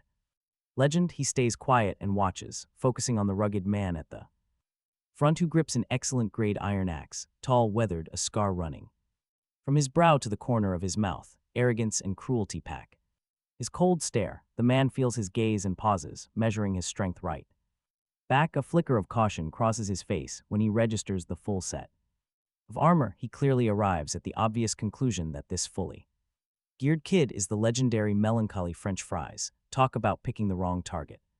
The dozen behind him notice his 2 companions next, and raw greed surfaces. A handsome youth flanked by 2 stunning women. The lead player is clad in armor that flickers with red light. They are no fools, and the greed flashes, quickly melting into smiles with murder hidden inside. The burly man stares at him like a butcher eyeing a fat sheep, convinced he is no weaker than the player ranked above him, thinking he merely got lucky with a suit of armor. Swallowing his hunger, he forces out a friendly grin and carelessly extends a hand, introducing himself as Li Chue, asking if he has heard of him. The young man stays calm, laughing inside because his eyes glowed green with greed just a second ago. A smiling tiger always hides his knife behind his teeth. He arrived at the perfect time. Our guy needs a few expendables for. They were good scouting material. He took the man's hand with a delighted chuckle, gushing that he had long heard of the great second-rank boss. Introducing himself as Biome, his younger sister Bioma, and gesturing toward a third companion named Chiwa, pointing first at the baby-faced, busty-beak Yang, then Li. Hai Yang, the leader's hand stiffens in the air, and irritation creeps across his face at those ridiculous names, quietly muttering that this kid would never give a real name and won't be easy to fool. He chuckles to hide his greed, then lines in, asking if Brother Biome is here to explore the Ghostwood Forest as well, suggesting they travel together for safety. Get information first. Biome smiles and asks if they will be a burden since they only carry support talents. His companion picks up the thread, explaining that she and Bioma both carry buffing talents, while Biome is just a mechanic fighting through mobile artillery vehicles. That deepens the greedy gleam in his eyes. No wonder they're fully equipped. He thinks he found a mechanic, glancing at the 5 vehicles, planning how to disable them before making a move. He says his team happens to need support classes and invites them to join the raid against the area boss, hiding any hostility behind a warm, friendly tone. He acts so concerned. If Biome hadn't reached level 6 to read micro expressions flickering across his face, he might actually have been fooled. He plays pleasantly surprised, worrying aloud that their combat power is too weak and they can only support from the rear. He won't refuse free pathfinding tools. The leader waves it off, rubbing his bald head, saying his team is nearly 20 strong and only lacks support. In his head, the plan is already set to steal their gear and keep them as subordinates, regardless of gender, because their talents are exactly what he wants. Perfect dogs to leash. A few minions chime in about survivors helping each other. Their acting is terrible, with clear greed shining in their eyes. He agrees cheerfully, playing the innocent newbie, and lets them lead the way. He suggests the artillery vehicles take the lead to clear the road, since they are the only real threat, and Biome nods along. The group has clearly scouted the terrain already, walking the forest with ease past scattered human corpses that were clearly used as bait. Biome doesn't underestimate Li Chu. Anyone leading a squad this large has genuine ability, the strongest he has seen, but targeting him is a mistake. Anyone who covets his power dies. They soon step into a wide clearing, barren brown soil swimming in gray mist, a tall tree looming in the distance with a chilling aura that crawls up his spine. Nearby stand elite ghostwood spirits. In the panel identifies the towering shape as the Ghostwood Tree King, level 8, possessing 6 skills. This true ruler of the forest is an ancient spirit, sleeping year-round and rarely stirring. Level 8, 6 skills, and his heart sinks. This is absurd for a level 3 difficulty map, and the only explanation is that the king's deep slumber artificially lowered the overall rating for a level 6 player like him. This boss is overwhelming since the gap from 6 to 7 is a massive chasm, and he is no fool. It was enough to charge it. Better to fish in muddy waters, testing these people against the boss, watch their strength, and run the moment anything went wrong. Lichway said they noticed that the Tree King would not wake unless attacked. Their plan, clear the elite monsters first. Drawing the chilling axe from his shoulder, he asked what was needed, and Lichway told him to watch from the side, arranging the 5 vehicles to support his attack. That was the whole point of bringing him, to grind the elites down with his cannons while his men stayed fresh. As for the boss itself, that was never on his mind. Lichway was around level 3, reaching for 4 and provoking a level 8 boss was suicide. He had no appetite for that, yet charged in. With his men staying a half step behind the vehicles, the young man stood back. Measuring them, the leader was level 3, nearing 4, his attack too weak to punch through stone. 3 others sat at level 3, the rest hovering around level 2, absolutely pathetic. Against anyone else, they would have counted as a strong squad. Against him, they were stray dogs. He quietly switched the 5 vehicles to stand by, pulling them back into his space, because there was no reason to let them take damage for free. The lives of these 20 were not worth a single one of his vehicles. Now that he knew where the boss lived, none of them had any further use. He called out that his vehicles had run dry and could not help anymore. Joy lit Lichway's face. He thought his moment had come. But the clearing was too dangerous. He called the retreat, claiming he had underestimated the elites and they withdrew. Keep pretending, he thought, a pack of dogs, if he did not beat every one of them to death soon. He was a dud. Once they had put some distance behind them, the group stopped. And Li Chu dropped his gentle act. His tone hardened, suggesting the kid with the broken vehicle stick close for support on the road. Support on the road, but let's be real, he just wanted to rob him blind. He declined, easily saying there was no danger and he would head back alone. Li Chu's face darkened on the spot as the dozen behind him drifted into a ring around the 3 of them. He asked what they thought they were doing, and his apparent confusion convinced him he was out of tricks. Li Chu snorted, abandoning the act entirely, telling him he thought highly of him, and if he handed over the armor and became his subordinate, he would spare his life. Now that the threat seemed gone, he counted Liara and Li Heian as nothing more than harmless support.